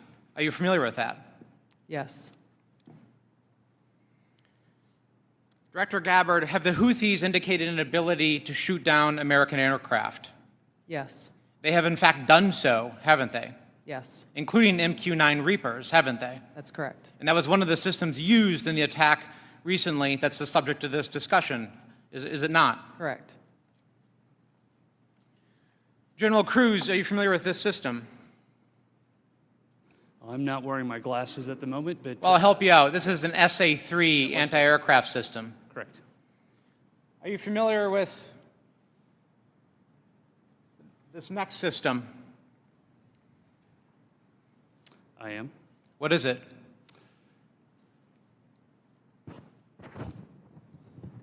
I'm going to have to ask you. It's an SA-6. I'm going to guess that this is also an advanced anti-aircraft system, is it not? It is. It was used widely in the Balkans in the 90s, correct? And the Houthis also have this system, don't they? They Certainly do. And they've employed it against our aircraft, have they not? They have attempted to, correct. I spent my life in service to this country. I deployed 3 times to combat in service to this nation. I learned in that time in service that responsibility is core to leadership. You accept responsibility when things go wrong. You admit mistakes. You set the standard from the very top. It is completely outrageous to me that administration officials come before us today with impunity, no acceptance of responsibility, excuse after excuse after excuse, while we send our men and women downrange to do incredibly difficult, incredibly dangerous things on our behalf. And yet, nobody is willing to come to us and say this was wrong. This was a breach of security and we won't do it again. It is outrageous and it is a leadership failure, and that's why Secretary Hegseth, who undoubtedly transmitted classified, sensitive operational information via this chain, must resign immediately. There can be no fixes, there can be no corrections until there is accountability, and I'm calling on the administration to move forward with accountability. I yield back. Gentleman yields. Gentleman from Texas, Mr. Crenshaw. Thank you, Mr. Chairman. Thank you all for being here. Good to see many of you again, and thank you for enduring 2 long days. I will note I always use fire emojis when I see terrorists getting killed. And I want to talk about cartels. This is a subject that is near and dear to my heart. I've been investigating it thoroughly for the last couple of years, and I'm glad to see that it's mentioned in all of your opening statements. I mentioned it at the very beginning of the threat assessment. There's a lot to work on here. One of our task force, we had a cartel task force in Congress. One of our key findings was that there needs to be a centralized, maybe call it authority or maybe call it office, maybe call it cartel czar within the administration that actually coordinates all the very different aspects of fighting this battle. Has anything like that been talked about? I'll go to you, Ms. Director Gabbard. Thank you, Congressman. It's good to see you again. This is very much central to the conversations and planning and execution of the President's focus on targeting the cartels and the threats that they pose to the American people. Homeland Security task forces are being set up that include across the government integration. I can speak from my standpoint from the intelligence community, and our National Counterterrorism Center is leaning heavily forward into gathering and consolidating and integrating the intelligence that comes from DEA and others who've been working this issue for a while to make it so that it can be shared and integrated through the federal, state, and local law enforcement equities who are going after this problem. Yeah, we'll talk a lot more about that exact thing in closed session, but at a higher level, our recommendation is there needs to be someone at a much higher level that coordinates state, DOD, CIA, FBI, Homeland. It's a massive problem, one I'm all too familiar with. Director Patel, the FBI is tasked with working foreign corruption charges. In the past administration, the FBI told me they actually don't focus on Mexico very much. Because now, in their defense, they say the reason is because they won't get anything out of it, because they don't have a cooperative government to work with. I think a lot has changed. Do I have your commitment that we will at least start following up on those, because the judiciary system in Mexico is a key component in our failures to address the cartels? You do, Congressman. Apologies for not getting back to you sooner. You're good. Appreciate it. I also want to ask you that the FBI has disrupted an alarming number of terrorist attacks in the last 2 years. Great on the FBI for doing that. I don't think many Americans realize how good the FBI has been at this. But this also gets to the conversation earlier about FISA 702. One of the main arguments I wanted to argue with my colleagues on this was when you have a warrant process for the query, what you will fail to do is connect the dots between the domestic and the international threat, and those connections are there, as we see all the time. Would you agree with that? That we need to maintain that process in a responsible way, of course? I do, sir. I appreciate that. Director Gabbard, in my remaining time, I want to ask you, because of my, and this may go to our General Cruz as well, because of my work on energy and commerce, we have an issue there with broadband spectrum auctions, and of course this affects our intelligence community in a very large way, and our DoD. Getting right to the question here, how much, if any, spectrum can the DoD give up without having a significant effect on the administration's prioritization of lethality and deterrence? I'll defer to General Cruz, specific to DoD. I certainly wouldn't want to speak for all of DoD, and I think the committee is already in a fantastic conversation with the DoD on that issue. But broadly, what I would say is DoD has laid out the portions of the spectrum that it believes for both operational capabilities, and in closed session, I am more than happy to walk you through from the intelligence portion of the mission that we do. There are two different portions of the spectrum. We often talk about one, but not the other, and in closed session, I'd be more than happy to tell you why the other portion of the spectrum is important to national security.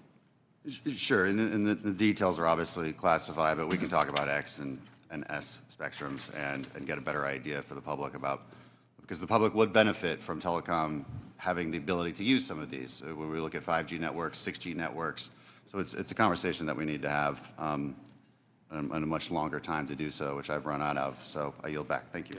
Gentleman yields. Dr. Barra. Thank you, Mr. Chairman.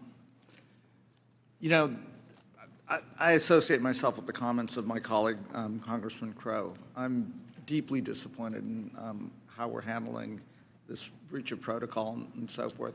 You know, every year at the beginning of Congress, we take an oath to office.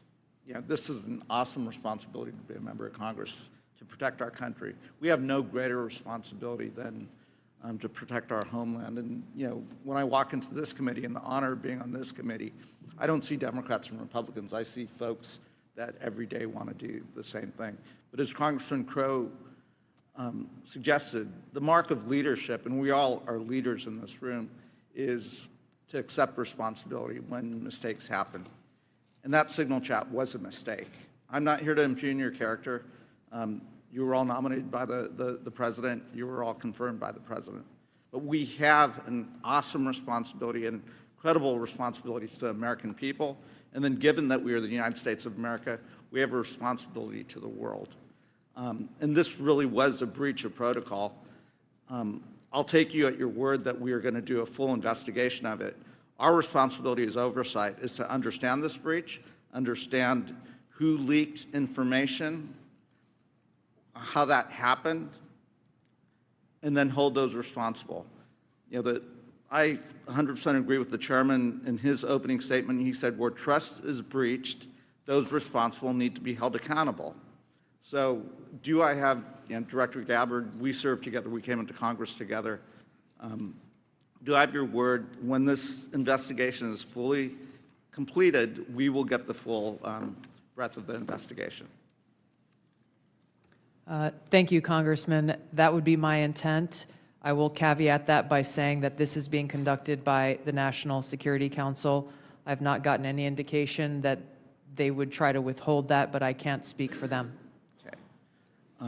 I also, you know, I see way too much politics when it comes to our national security and our national defense. We've got to keep politics out of this. We're not Democrats or Republicans. We're Americans. We're tasked with the responsibility of keeping our country safe. Director Gabbard, you have an awesome responsibility here to advise the president, to collate all the information, everything that the IC is providing, and provide that best advice and guidance to the President of the United States. We have to keep politics out of this. Even if the President disagrees with this, if it goes against his personal wishes, if he's considering an order that potentially is unconstitutional or illegal or compromises our security, I want your word that you will always provide and give that honest advice to the President, even if it will make him angry. Thank you, Congressman. I appreciate the question because, as you said, I do take this responsibility very seriously.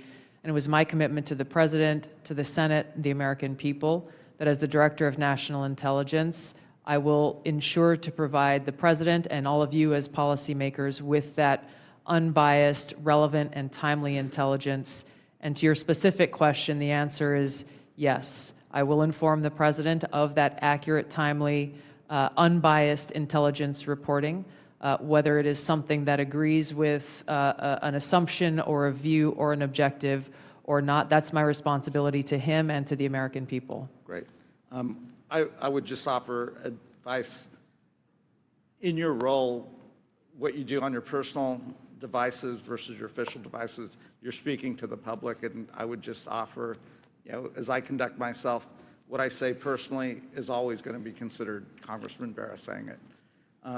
General Hawk, I've appreciated working with you and have a deep concern about our cyber vulnerabilities. And we will go into some of this in the closed session. But Salt Typhoon is something we take very seriously, as well as Volt Typhoon and the compromises.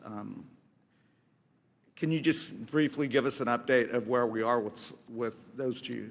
So, Congressman, we share your concern in terms of the overall ensuring that we can protect the critical infrastructure of the United States. The area that we have been deeply focused on is our ability to partner with industry. 99% of our critical infrastructure is controlled by our industry.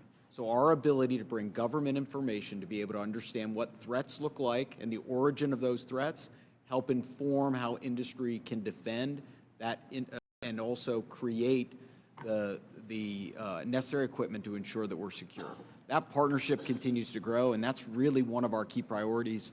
And I'll be able to go in closed session into more detail about the specific actions we've done together as an interagency with our industry teammates.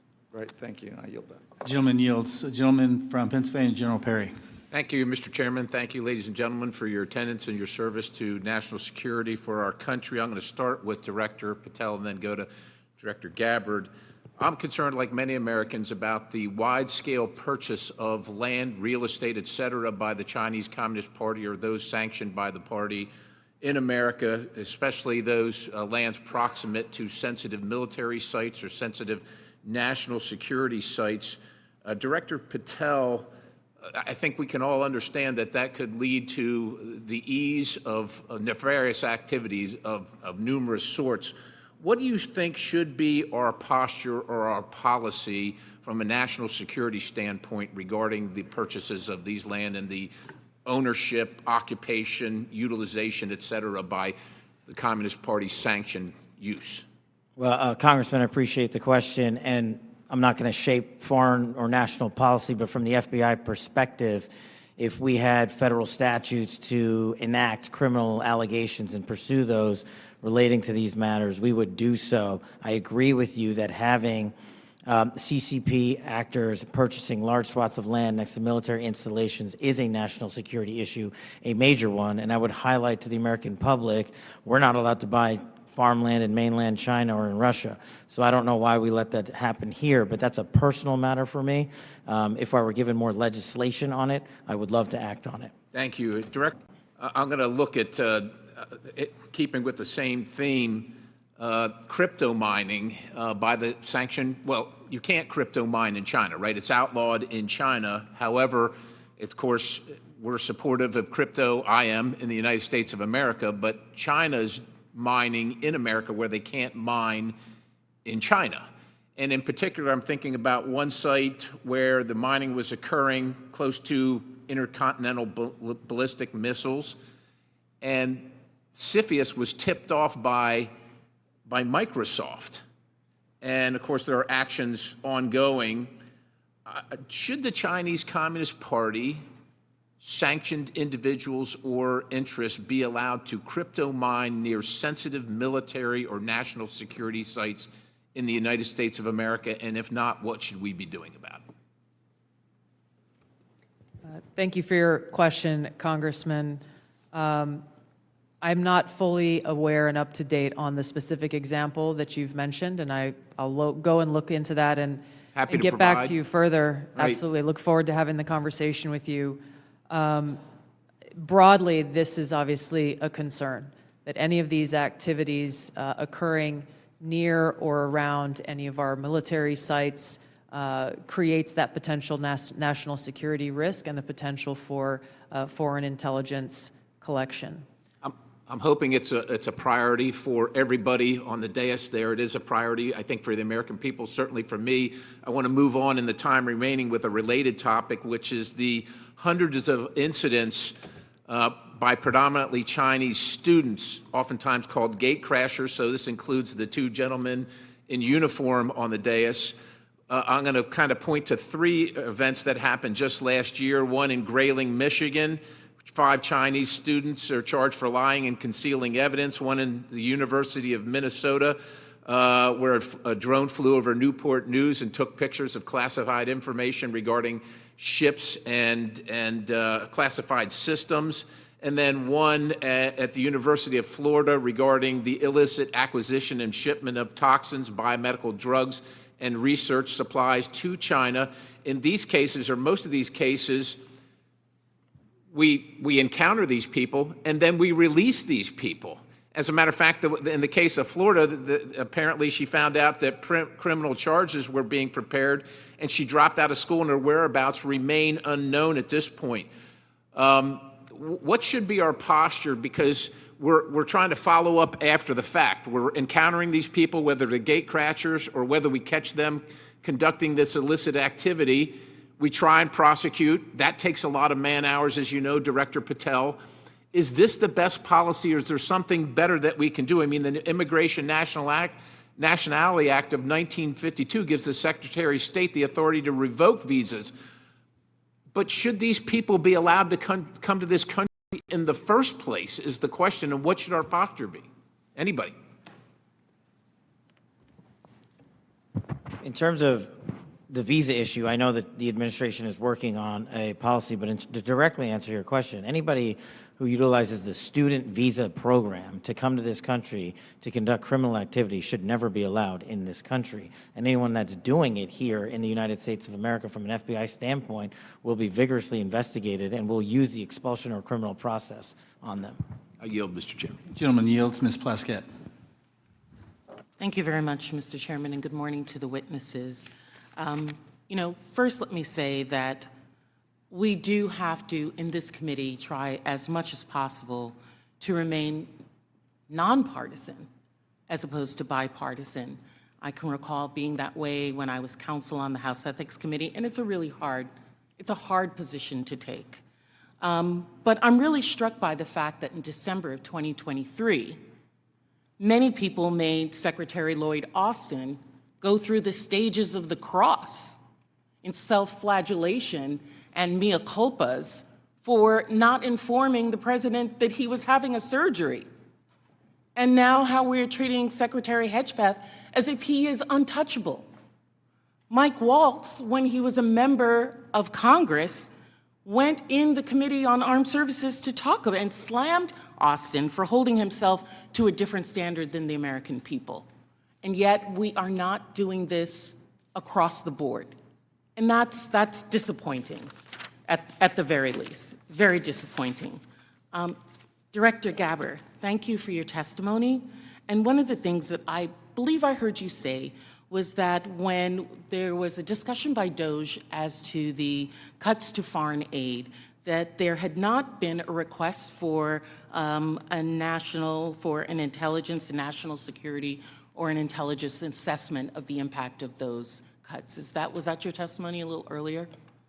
Congresswoman, I have not seen any kind of actual official assessment either within the intelligence community or outside of it on what the effects of those cuts to USAID programs has been. But it was not requested by DOJ of you or of any of the areas in which you have oversight over? I'm not aware of any requests. Okay, great. Thank you. I know that there has been some open source reporting on what the effect of those cuts are. I mean, when we think about several examples, Kenya, our strongest regional ally in the Horn of Africa, and a key partner with us in the fight against terrorist group Al-Shabaab. And, according to the Washington Post, that's not definitive, and we can talk about this in closed session. Some Kenyan journalists are now being trained by Beijing, mirroring the U.S. programs that have been cut by the administration. Director Gabbard, is letting China-trained Kenyan journalists going to make Kenya more or less receptive to American requests of the Kenyan government, do you believe? As you said, Congresswoman, our relationship with Kenya has been very long-standing. So do cuts of ours to train journalists in Kenya make them more or less, and Beijing having that make them more or less receptive? Clearly, there is strategic competition taking place. I'll withhold my personal view to look at an official Well, I was assessment. asking for your director view, not your personal view. And then, additionally, we have ended Voice of America, which provided accurate, unbiased news, in our opinion. Meanwhile, St. Petersburg University has announced that it's opened 11 Russian language centers across Africa that pay special attention to the promotion of traditional Russian spiritual and moral values. Director Gabbard, is Russia a friend or a foe? Are they our friend or our adversary? They are an adversary. Thank you. I believe that this reckless cuts make terrorism and our influence in Africa, which is on the front lines of terrorism, a real threat to us, and we need to be careful of it. Director Patel, one of the benefits of being here kind of in the middle is I get to hear other people's testimony and the questions that are asked. I know that Mr. Carson asked you questions specifically about the Counterterrorism Division. And we know that there has been some open source reporting that says that individuals within that division have been removed or been moved, not necessarily fired, but moved. Do you know if that is correct?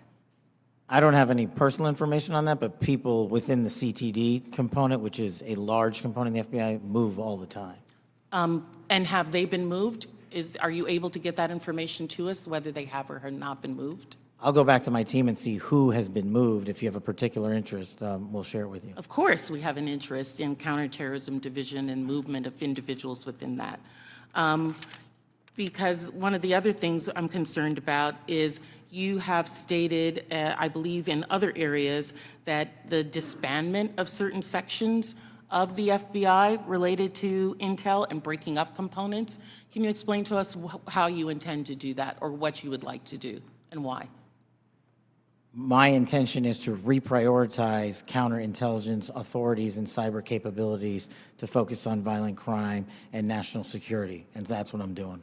The gentlewoman's time has expired. Thank you. The gentlewoman from Missouri, Madam Ambassador, Ms. Wagner. I thank you, Mr. Chairman, and I thank all of you for being here and for your continued service to our country. Director Ratcliffe, you have repeatedly stated that China is our top national security threat, and I agree. What was the biggest gap in intelligence collection toward China during the previous administration? Good to see you, Congresswoman. I think our collection against China as a hard target in the prior administration was lacking in several areas. I would say primarily in human collection and also with regard to the processing of open source information relating to China. I think part of that relates, Congresswoman, to the policies of the prior administration about treating China as a pacing competitor, I think was the word, as opposed to an adversary. So one of the things in my focus as CIA director, which carried over from my time as DNI, in seeing all of our intelligence, seeing that China is our greatest geopolitical threat, and focusing the CIA specifically more directly in all areas of our collection on China as a hard target. Well, and I'm grateful to hear you say the words open source. So as I hope that all of you may be aware, I am honored to be the chair of the new Open Source Intelligence Subcommittee for HPSI. It is the first time this committee has focused specifically on an intelligence discipline, I'll say. We established this subcommittee because private companies, researchers, and most importantly, foreign adversaries, as we speak, are taking full advantage of the explosion of commercially available information. HPSI has taken a stance that OSINT, open source intelligence, should mature as a primary discipline on its own accord. Director Ratcliffe, your agency kind of produces the lion's share, I'd say, of OSINT. Do you agree, sir, that open source intelligence should mature to be a primary discipline? Absolutely agree. So as you know well, Congresswoman, the CIA is the functional manager for OSINT, just as we are the functional manager for HUMANT across the IC. And OSINT, open source intelligence, reaches, frankly, policymakers as the most cited material in the President's daily brief as part of a long list of tailored production that we do. By a large percentage.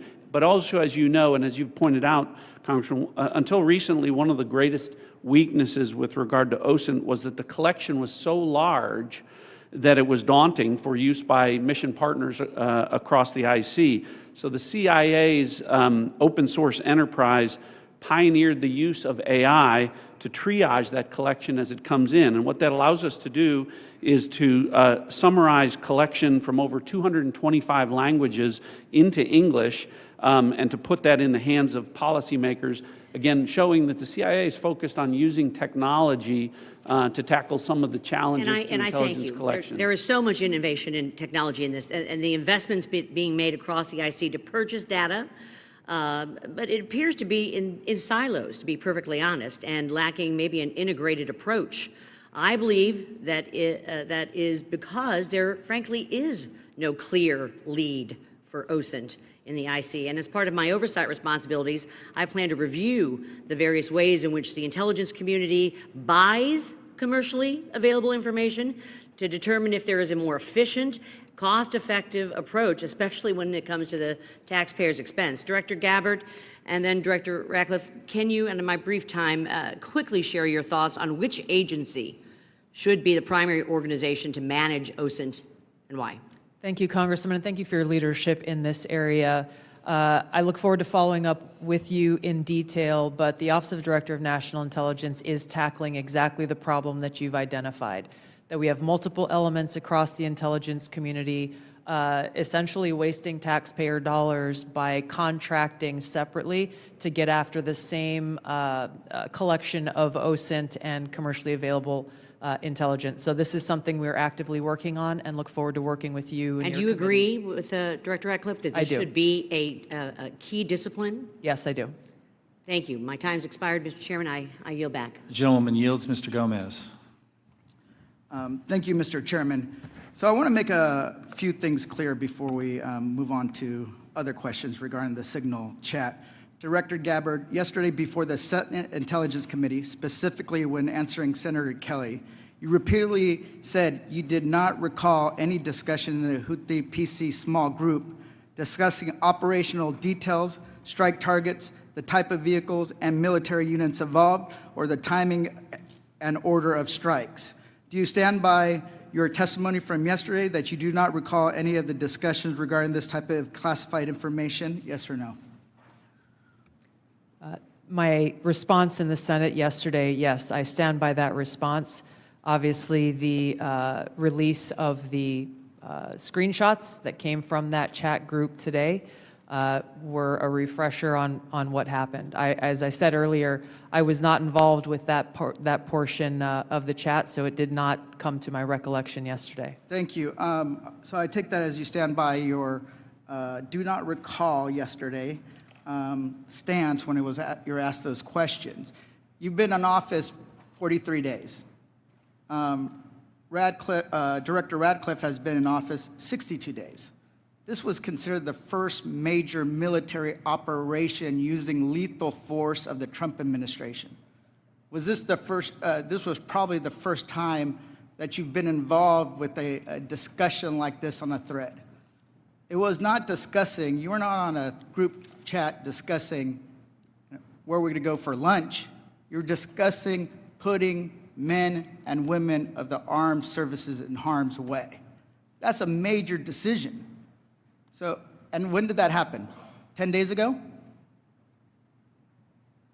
Okay, I'll answer that. It happened 10 days ago. And here's the point. Like something of this magnitude. It's something that you would not forget. It's something that most people, if you're taking this job so seriously, that you would not forget.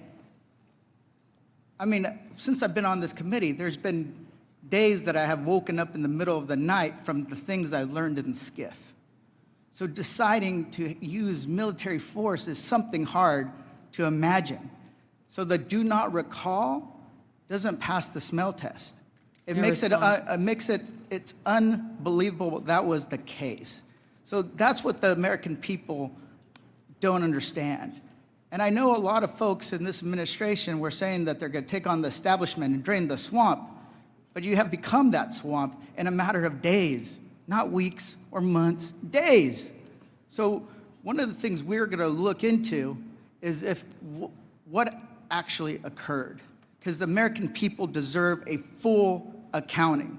Additionally, the main person who was involved in this thread that a lot of people want to talk to is Secretary of Defense Hegseth.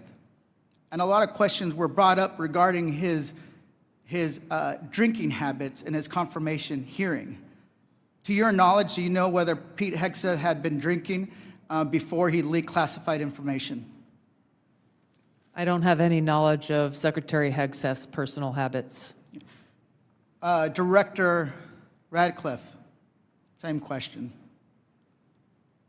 Yes or no? You know, no, I'm going to answer that. I think that's an offensive line of questioning. The answer is no. I find it interesting that you want to. I'm going to answer. You asked me a question. Do you want an answer? No, listen. You don't want to focus on the good work that the CIA is doing, that the intelligence community. Director, I reclaim my time. Director, I reclaim my time. Here, I have huge respect for the CIA, huge respect for our men and women in uniform.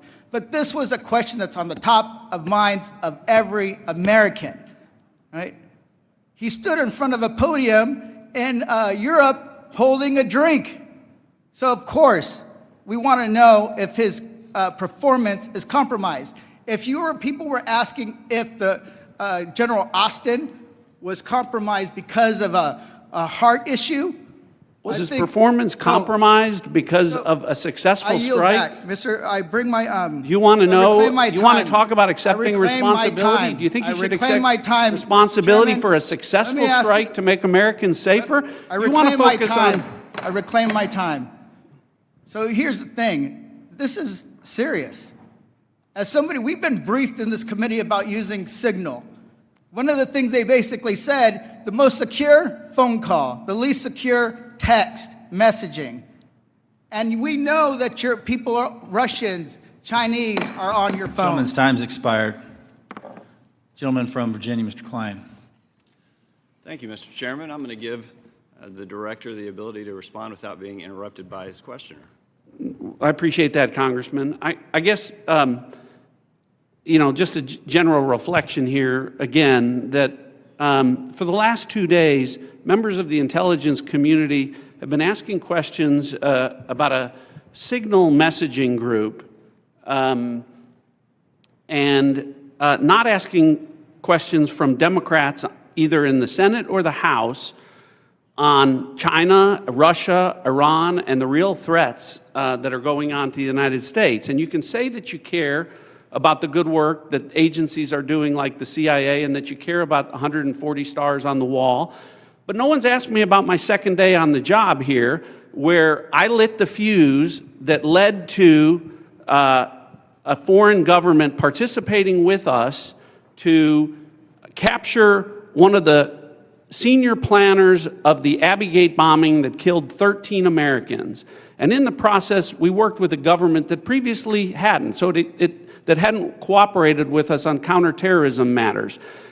Or the fact no one has focused on that within an hour of that taking place, I was on the phone with Director Patel, and a few hours later with Attorney General Bondi, working together, the IC and the FBI working together to bring this person home in less than a week. Unprecedented success for the intelligence community and the law enforcement community. Exactly representative of the kind of work that we should be doing and the kind of work that an oversight committee should be asking about. But instead, we're getting questions about whether or not someone has drinking habits. And, you know, I just wish in an annual threats hearing where the American people want to hear about threats, that's what we would be talking about. Thanks for the opportunity to clarify. Absolutely, Director. I want to thank you and all the people who work with you and all the witnesses and the men and women, the brave men and women who are putting their lives on the line each and every day for this country. And to the military as well, we are grateful and we recognize the sacrifice and dedication. Director Ratcliffe, you talked about China being our top national security threat, and I want to go to what really is the most active and persistent threat. It's related to cyber. It's related to the People's Republic of China cyber activities, Volt Typhoon, Flax Typhoon, Salt Typhoon, targeting U.S. critical infrastructure, targeting critical infrastructure overseas, compromising U.S. telecommunication companies, and I want to ask Director Gabbard, there are also regular compromises of government networks in the defense intelligence base. The Chinese are acting with impunity and targeting the United States. Clearly, the last administration had no effective deterrent strategy. Considering a whole-of-government approach to leverage legal export control, trade, and other levers, is there more that the U.S. can be doing to deter China's cyber aggression? Thank you, Congressman, for your question. In short, the answer is yes. Much of that relies on our intergovernmental planning and operations, but also very closely integrating with our private sector partners. This is essential for us to be able to harden our own cyber infrastructure, our own critical infrastructure, and to look at what our capabilities, both defensive and offensive, are and how those should be used. If I may, Congressman, I'd just like to address Congressman Gomez's maligning of my reputation and not giving me the opportunity even to respond to his accusations. What occurred in that Signal chat was an update to National Security Cabinet members that was also issued around the same time as updates to our foreign partners and allies in the region. There were no sources, methods, locations, or names of targets that were included in that chat. The decision to conduct this operation had been made long before that conversation took place.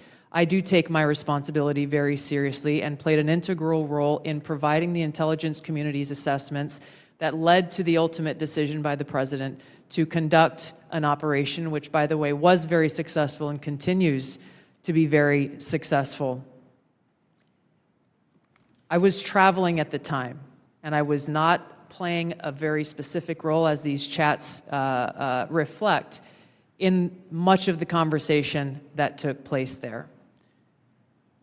Secretary Hegseth, in my experience, has continued to operate in the way that President Trump's confidence in him inspires, which is in the best interests of the American people and our war fighters and ensuring our national security. I think it's wrong to impugn him, especially at a point where he is not here to defend his own honor. Thank you, Congressman. I agree with your assessment and support for the Secretary, and I yield back. Gentleman yields. Ms. Houlihan. Thank you for the time, and I struggle, and if you look at my notes, I've changed my mind about 1,000,000 times what I'd like to talk about. I'd like to first start with Director Ratcliffe. I find it offensive for you to accuse me as a Democrat of not caring about national threats. I very much wanted to talk about those, in fact, had prepared questions in advance of this hearing about those threats, specifically about biosecurity and bioterrorism, but I don't have time to ask those questions because the threat is in the House. The threat is across the dais, and I need to ask these questions. It's my job to ask these questions of you. Because when I served in the military, and I served in classified environments, had this happened to me, I would have walked my resignation in immediately. This is not okay. Communicating these sorts of things in Signal is not okay. Targets, times, those kinds of things are absolutely classified, and we all know it. I know it, These people know it, you all know it. And the fact that we're having to have these conversations now means that I can't ask the questions that I need to ask about things like bioterrorism and biosecurity. And so I'd like to put you in check as well, sir, because you can't assume who I am any more than I can assume who you are, sir. I would like to move my questions, however, over to Director Gabbard, because you are the DNI. You do have an obligation and a responsibility.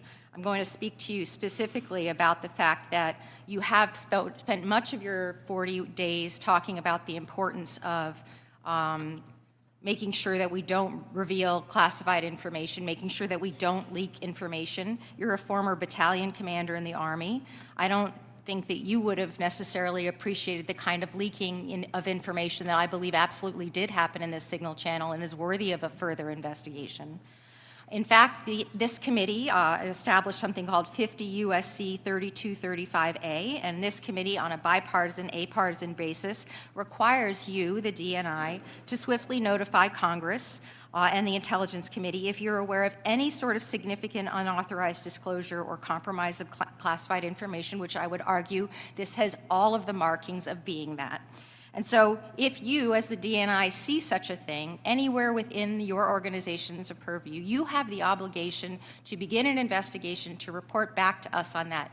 Would this seem to qualify to you as something worthy of that investigation? Thank you for your question, Congresswoman. In this situation, Secretary Hegseth has the Yes or classification no? and You are the declassification DNI. authority over DOD information. This chat did not have the auspice of being a DOD chat. There's no such thing as labeling it as DOD. This was a chat amongst a great variety of people, and you, according to our law that we passed here bipartisanly, have an obligation when you think there has been a tangible, significant leak of information to instigate an investigation. Do you not think it's important to do such a thing? Well, the National Security Council is investigating no? this inadvertent leak. And again, I point to Secretary Hegseth as having the classification. I and would argue that declassification Secretary authority. Hegseth, if he had the dignity that he needs to have, should be walking his resignation in, because I believe that his probably is heading toward being relieved of his duty based on what I think are significant and illegal leaks, most likely. I would like it if you would please commit to this organization that you will follow the law, and I would like it if you would also investigate what is likely to be more than just this chat. Because if there's one, there's more than one. If there's smoke, there's fire. Would you please obligate yourself and your organization to that investigation? Yeah, Congresswoman, yes, I will follow the law. Thank you. I appreciate that. And Director Patel, I learned just recently that you only heard about this yesterday, which blows my mind since I heard about it 2 days ago, and I'm just a low on the dais, junior chipmunk here. Did you really only hear about this yesterday? The exact timeline I'm not aware of, but yeah, I think it was yesterday or the night And now that before. another day has passed, do you Well, believe, actually, it was the night before the hearing. now that another day has passed, do you believe that it's now time potentially for the FBI to open an investigation into this? I'm not going to comment on that Because you're the director of the FBI, you don't believe it's appropriate to comment on that? because there's a process in place, there's an ongoing litigation, and the National Security Council is reviewing this matter. And I'm not going to discuss any open or closed That investigations. ongoing investigation, literally, the lawsuit happened today or yesterday afternoon, and the idea that you don't have an opinion on this at this point is frustrating to me. No, it's not. My I'm not final going to question, prejudge any reclaiming my matters, time, my and the men final and women of the question, reclaiming FBI my will time, reclaiming call my the time, balls and strikes. Reclaiming my time, not sir. you. Sir, Mr. Chairman, I'd like to have... Gentlewoman's recognized. You have Thank 4 you. seconds remaining. No, I have more than You have that 2 because seconds Mr. remaining. Patel would not acknowledge Gentlewoman's time has expired. Mr. Stubbe. Thank you, Mr. Chairman. Director Gabbard, were there any sources described in the signal chat? No, Congressman. Were there any methods described in the signal chat? No. Were there any locations? No. Therefore, due to the fact that there were no sources, no methods, nor locations described in the signal chat, it does not make the discussion classified. Is that correct? That is up to the Secretary of Defense determination. The Democrats are obviously making the assertions that what was in the signal chat was classified and claiming that Secretary Hegseth put this war plan out to the world, which he clearly did not. Were there any names in the signal chat? No. Any targets? No. Any locations? No. Was there a unit name or location of that unit? There was not. Were there any routes described in the signal chat? No. Wouldn't an operational plan contain that type of information? Every operational plan I've ever seen has contained that information. Thank you. Shifting to the real threats to America, the southern border, Due to the previous administration's open border policies, they allowed over 10 million illegals into our country. And during that time, there was 1,511 terrorist-related encounters at land border ports of entry, according to CBP. As someone who fought in the war on terror, I find this deeply offensive that the previous administration would sacrifice the security and safety of the American people in the manner in which they allowed terrorists, criminals, and rapists into our country. In your testimony, you state, and I quote, "Based on the latest reporting available for a year-long period ending October 2024, cartels were largely responsible for the deaths of more than 54,000 U.S. citizens from synthetic opioids. A lot of those citizens are from my home state of Florida. Cartels, narco-terrorists, and other violent transnational criminal organizations have violated the territorial integrity and sovereignty of the United States and have also fueled human trafficking and the opioid epidemic that many of my fellow Floridians have witnessed for far too long. I applaud President Trump and his swift decision to designate the narco-terrorists and Mexican cartels as foreign terrorist organizations, and I want to thank each of you for making this a priority to fight against Mexican cartels, traffickers, narco-terrorists that have been responsible for killing hundreds of thousands of Americans. For every narco-terrorist and cartel member violating our sovereignty, poisoning the American people with fentanyl and other illicit opioids, know this: your days are numbered, and know that the full force of the U.S. government will soon address your atrocities once and for all. Director Patel, it's no secret that there is a growing presence of Mexican cartels operating fentanyl synthesis labs just over our border. Just last year, the CBP estimates that more than 21,000 pounds of fentanyl was seized at our borders. That is enough to kill more than twice the population of the world, of our country. What actions are you taking to strengthen the FBI's fight against illicit fentanyl within our borders? Thank you, Congressman. It's good to see you. We have made it a priority at the FBI because fentanyl and illegal narcotics kill an American citizen every 7 minutes. That is a national security crisis, not just at the southern border, but at the northern border. And the Mexican cartels, along with their illicit partners in the CCP and other adversarial countries that are doing harm, are not just taking the fight down south, but they're bringing it up north. So we need to be more vigilant as to what's coming in through our northern border as well.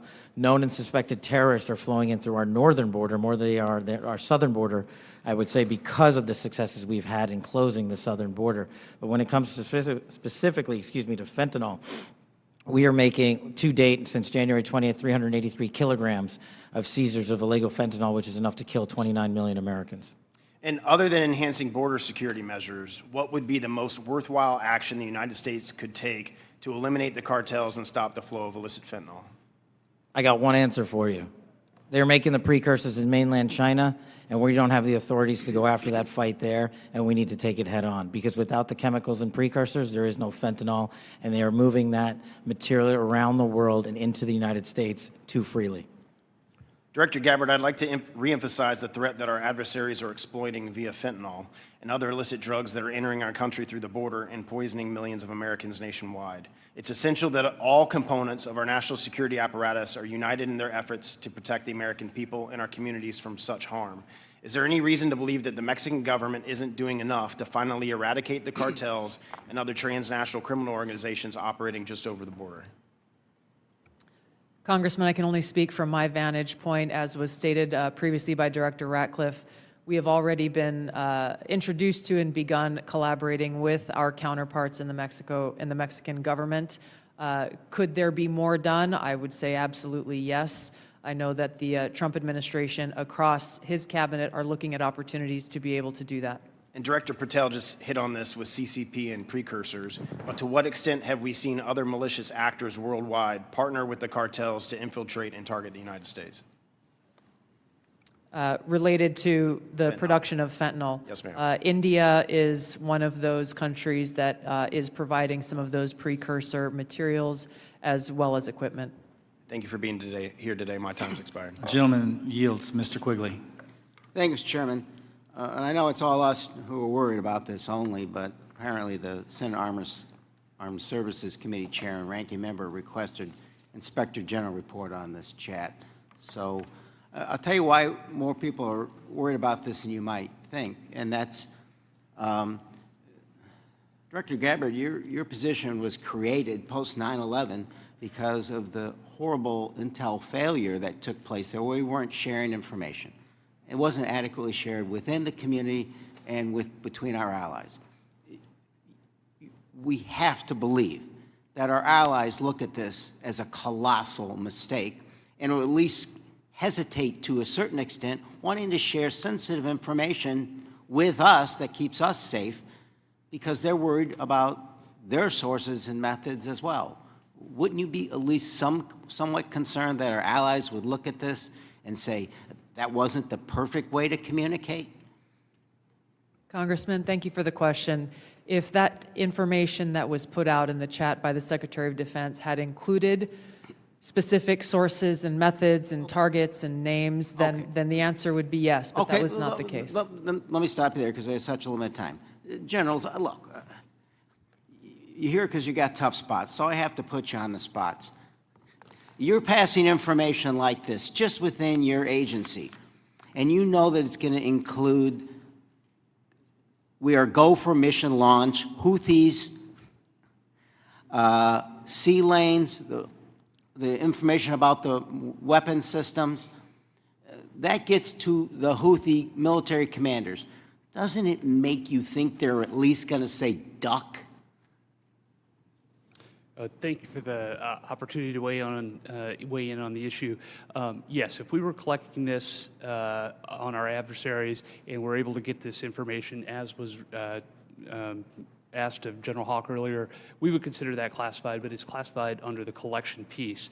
The data that we're talking about here is the operational data, not the intelligence data. Respectfully, sir, just because we have limited time. Secretaries. The Houthis military leader is going to duck when he hears this, or he's going to take some action, or he's going to try to shoot our planes down, right?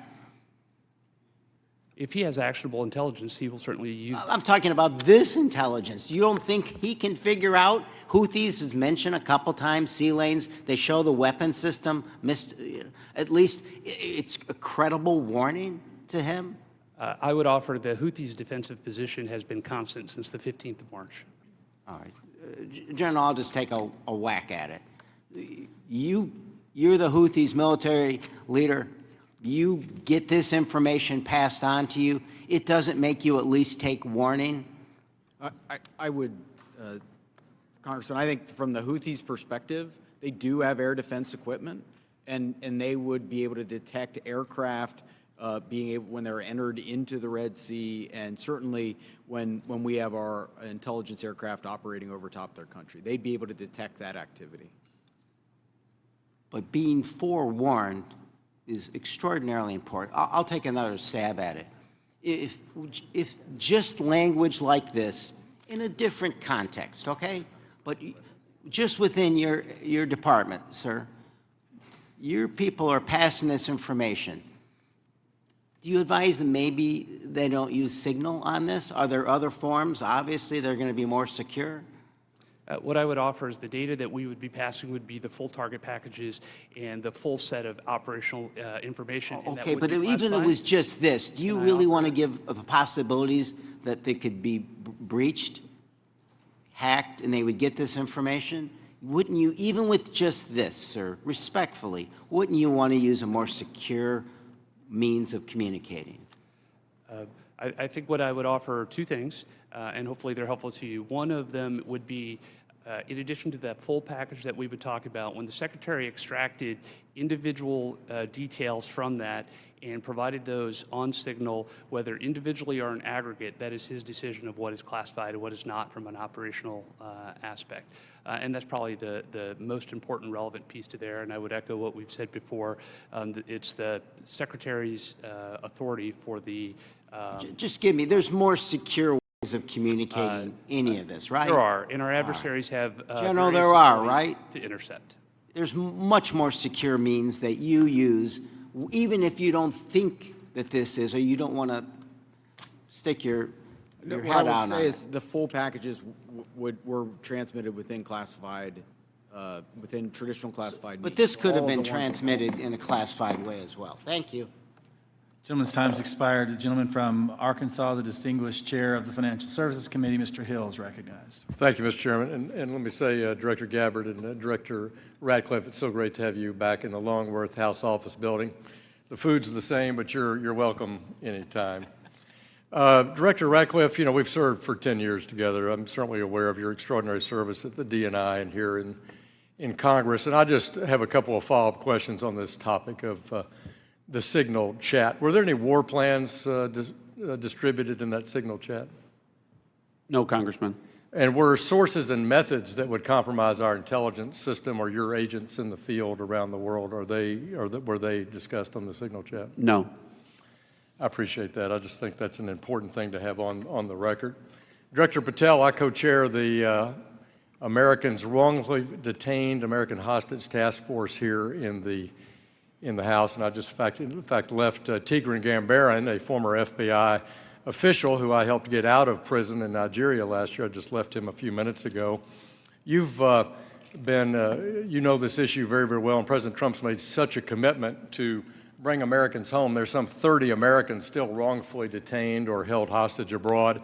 Is the FBI committing to work through its officials in our embassies around the world to bring those Americans home? Thank you, Congressman. And as you know from my prior service in the prior administration, President Trump brought home over 50 hostages and detainees worldwide, and that effort is being redoubled now until every single American is home. And the FBI, from my perspective, has been given a directive that any wrongfully detained or captured person overseas is a priority to bring back. We're so grateful to the President for making this a priority. We don't want our citizens that hold a blue passport to suddenly be a target in all their interactions around the world. That's wrong, and I'm glad President Trump's made it a priority. I look forward to working with you on that. Since November of 2023, I've been pursuing aggressively in this committee the U.S. government's policies and procedures for handling border encounters, specifically known or suspected terrorists. To quote former FBI directors, testimony before the Senate, there are blinking lights everywhere of concern. But despite my numerous attempts, including multiple briefing requests, letters, legislative provisions, a GAO report requested, the prior administration refused to provide requested information and data on what the public now knows was a very dangerous situation along the U.S. borders that President Trump now has as a priority of fixing. In January 2024, there were 176,000 encounters along the southern border, with 51,000 occurring at ports of entry and 124,000 between ports of entry. Comparing that to the work just in the first few weeks of the Trump administration, total encounters are down to 61,000 along the border, with 32 at ports of entry and 29,000 between ports of entry. For the record, that's a 60% reduction. Director Patel, since President Trump took office in January, as we've seen these plummeting border encounter numbers, has the country seen a drop in known or suspected terrorist encounters at the border? Thank you, Congressman. It's one of the issues I really wanted to address today. And I think the country deserves to know that known or suspected terrorists, KSTs, are coming in with much less frequency at the southern border. In fact, if my information is correct, 2 since January 20th. And they are coming in with much greater frequency in the northern border, and since January 20th, that number is 34. And those metrics carry out over the last year in terms of ratio. So what it tells me is that known or suspected terrorists, the individuals that want to do the most harm to this country, are utilizing the northern border, and we got to refocus assets up there. Yeah, which I think is good. And I'm glad the prior administration did declassify the ISIS arrests in Philadelphia and did declassify the a citizen that was coming across the northern border to do harm on Election Day. That's good, but we have much more to do. And Director Gabbard, I need your help working with your colleagues here. It's this idea of requesting coordination between Director Patel, Secretary Noem, and the committee with fused data on known or suspected terrorists. Whether it's TSA data, BPP data, FBI internal data, we want to have that coming to us. Where are these people? What's been done with them? What is the government's position on them? Will you commit to work with us as OD&I to get this information from across the government, IC? Absolutely, Congressman. And as you know, our National Counterterrorism Center was really created to fulfill exactly that task, so that we're not dealing with multiple vetting systems that are coming up with different results, that we have this central vetting database to be able to identify those known or suspected terrorists who may be trying to come into our country, or who may be one of the tens of millions who illegally crossed into our border, may have come into our country during the last 4 years. We look forward to working with you. Thank you for your answers, and I yield back. Gentleman yields. Ms. Tinney. Thank you, Mr. Chairman, and thank you so much to all of you. There's so many great questions that I have to ask, but I want to start with Director Patel, and I just want to first, before I get into a couple issues, thank you so much for your outstanding service and your recognition and focus on the northern border. My entire district is the northern border of New York with Canada. I just want to first jump into this issue for, Hamas attacked October 7th. The world watched in horror. Designated a foreign terrorist organization in 1997, killed over 1,200 civilians, and including American citizens, and many remain hostages. Only slightly less disturbing, we had a myriad of seemingly coordinated pro-Hamas demonstrations that have taken place all over the United States, in my state of New York, on college campuses, in Washington, D.C., universities. Director Patel, does the FBI have any open investigations into the organization, the leadership, and the funding of these pro-Hamas demonstrations with students such as, and groups such as Students for Justice in Palestine? Thank you, ma'am. And I'm limited by what the Attorney General has already publicized, but as you know, there are open investigations based on what's been made public. Okay. Has the FBI uncovered any evidence of foreign support for these Hamas demonstrations, including, other than Iran, any of these groups I might mention, like Students for Justice in Palestine, anything that's open source that we can talk about? That's still ongoing. Thank you. Director Gabbard, thank you so much for your service. It was great to serve with you in Congress as well, and work so much on wonderful veterans issues. My son's also a Marine major, and so we appreciate the service of everybody here. Let's keep in mind, obviously we're in open session. Do you have anything or ongoing intelligence to suggest there's foreign support from governments, non-government groups, and individuals that have helped these pro-Hamas demonstrations all across America, including on university campuses? Congresswoman, there are some assessments that reflect that, and we can talk about that in the closed session. Great, thank you so much. And now I want to get back to Kash, Director. Great work on the northern border. I'm one of the co-founders of the Northern Border Security Caucus, and your information has been tremendous. Once I got the district that I represent now, this sprawling, long district, the entire northern border is Canada. And as you say, 358 suspects on the terror watch list. Almost 90% of the suspects on the terror watch list are coming across our northern border. I'd love to talk to you. What is the FBI doing specifically dealing with this northern border? And what access point are you? Who are you working with? Is there a way that we have got a way to handle this with the foreign terror threats? And I say this in light of my district specifically, where New York State, led by Democrats, by the way, is notorious for their unwillingness to work with law enforcement. Under Governor Cuomo, we cut off the ability. I know Congressman Quigley talked about working together after 9/11. The state hit hardest by 9/11. And Governor Cuomo put in a law that prohibited law enforcement from working together in 2019.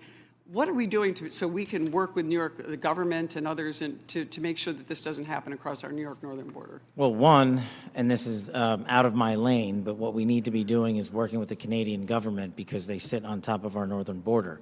We do have the problem of tyranny of distance and sheer geography as compared to the southern border, but when we were told that the Mexican government would not work with us, we overcame that hurdle, and we've seen the immediate results, as I highlighted to your colleague, about northern border contacts with KSTs versus the southern border.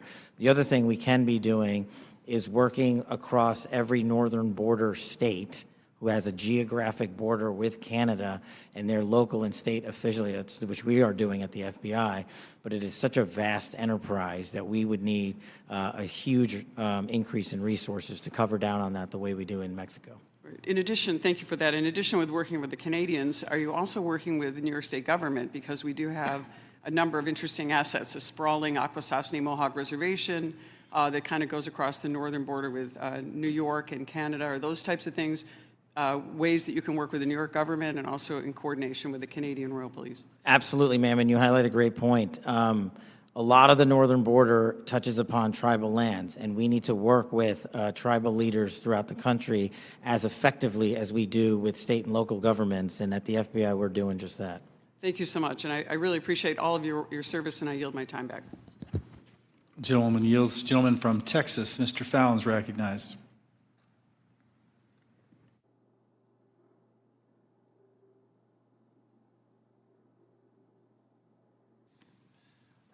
Thank you, Mr. Chairman. I appreciate it. Director Patel, Many of us had grown, increasingly alarmed at the sheer number of foreign nationals we're seeing caught spying on our critical infrastructure or, near sensitive sites in the country. One example is a Chinese national who's flying a drone, allegedly flying a drone over Vandenberg and taking pictures of the base. He was arrested in the San Francisco airport not that long after.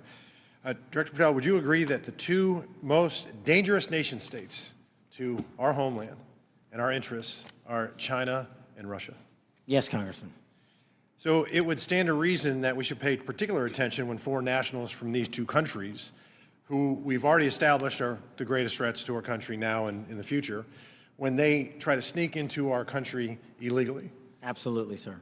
Can you speak on the illegal migration we see from Russia and China and the differences that we saw from the first Trump administration to the Biden administration? Well, one, the problem you have when you have an effective resolution to that set of issues is that the enemy adapts. And what they've done is utilize, as we were just discussing with your colleague, the northern border to shift their resources and affiliations to pour in known or suspected terrorists through the northern border. They haven't stopped through the southern border. They just know that we are setting up a pretty monumental effort down there to stop any known or suspected terrorists from entering the country. But the thing is, the Chinese, the Russians, Iranians, and other adversaries are utilizing their partners, just like they are doing in terms of how they move illicit fentanyl precursors into this country. They're moving humans in the same fashion, and we need to treat it as such. Did you see an increase from the first Trump administration to the Biden administration on Russian and Chinese nationals crossing the border? Did it increase or decrease? Yes, actually, so the PRC nationals crossing the southern border from 22 to 25 was 178,000. And I don't have the number for the northern border, sir, but I'll get that to you. So, what we found was that there was actually a market increase, alarming, with the Chinese illegal migration increasing 527% all in, and Russian 2,400%. And if just 1/10 of 1%, some fraction, some tiny fraction, 1/10 of 1% are actually asset sleeper agents loyal to Moscow or Beijing, they could wreak havoc and mayhem in a free and open society. It's very dangerous. And then those are the ones we know about. What about the ones that snuck across and we never found them? The unknown gotaways, if you will. So, Director Patel, there's also great concern about the increasing number of counterintelligence threats that are penetrating all levels and branches of government, both local, state, and federal. The number of elected and appointed officials willing to betray this country is becoming increasingly pervasive. Last year, we saw a former senior aide in the New York governor's office, Linda Sun, and her husband, Chris Hu, indicted on charges of money laundering and acting as foreign agents to the People's Republic of China. Ms. Sun used her position to block Taiwanese representatives from access to New York State officials. Instead, we're rolling out the red carpet for those PRC officials to have those meetings. I mean, that's some scary stuff. So when we have someone like Sumi Terry, who also worked covertly spying on Korea while working simultaneously with various think tanks, and she had been national security official, and she'd worked for the CIA and the National Security Council. And because of her job, members of Congress and their staffs had access to these Korean intelligence officials, and she was paid with, thousands of dollars in luxury gifts. But Director Patel, I get that these investigations are ongoing and sensitive. But to the extent that you can, could you please briefly highlight the severity of these counterintelligence threats, including a rough estimate of the number of open counterintelligence cases that are pending? We have many, and I'll get you the exact number, sir, in closed session. But what it highlights is that the enemy is not relenting.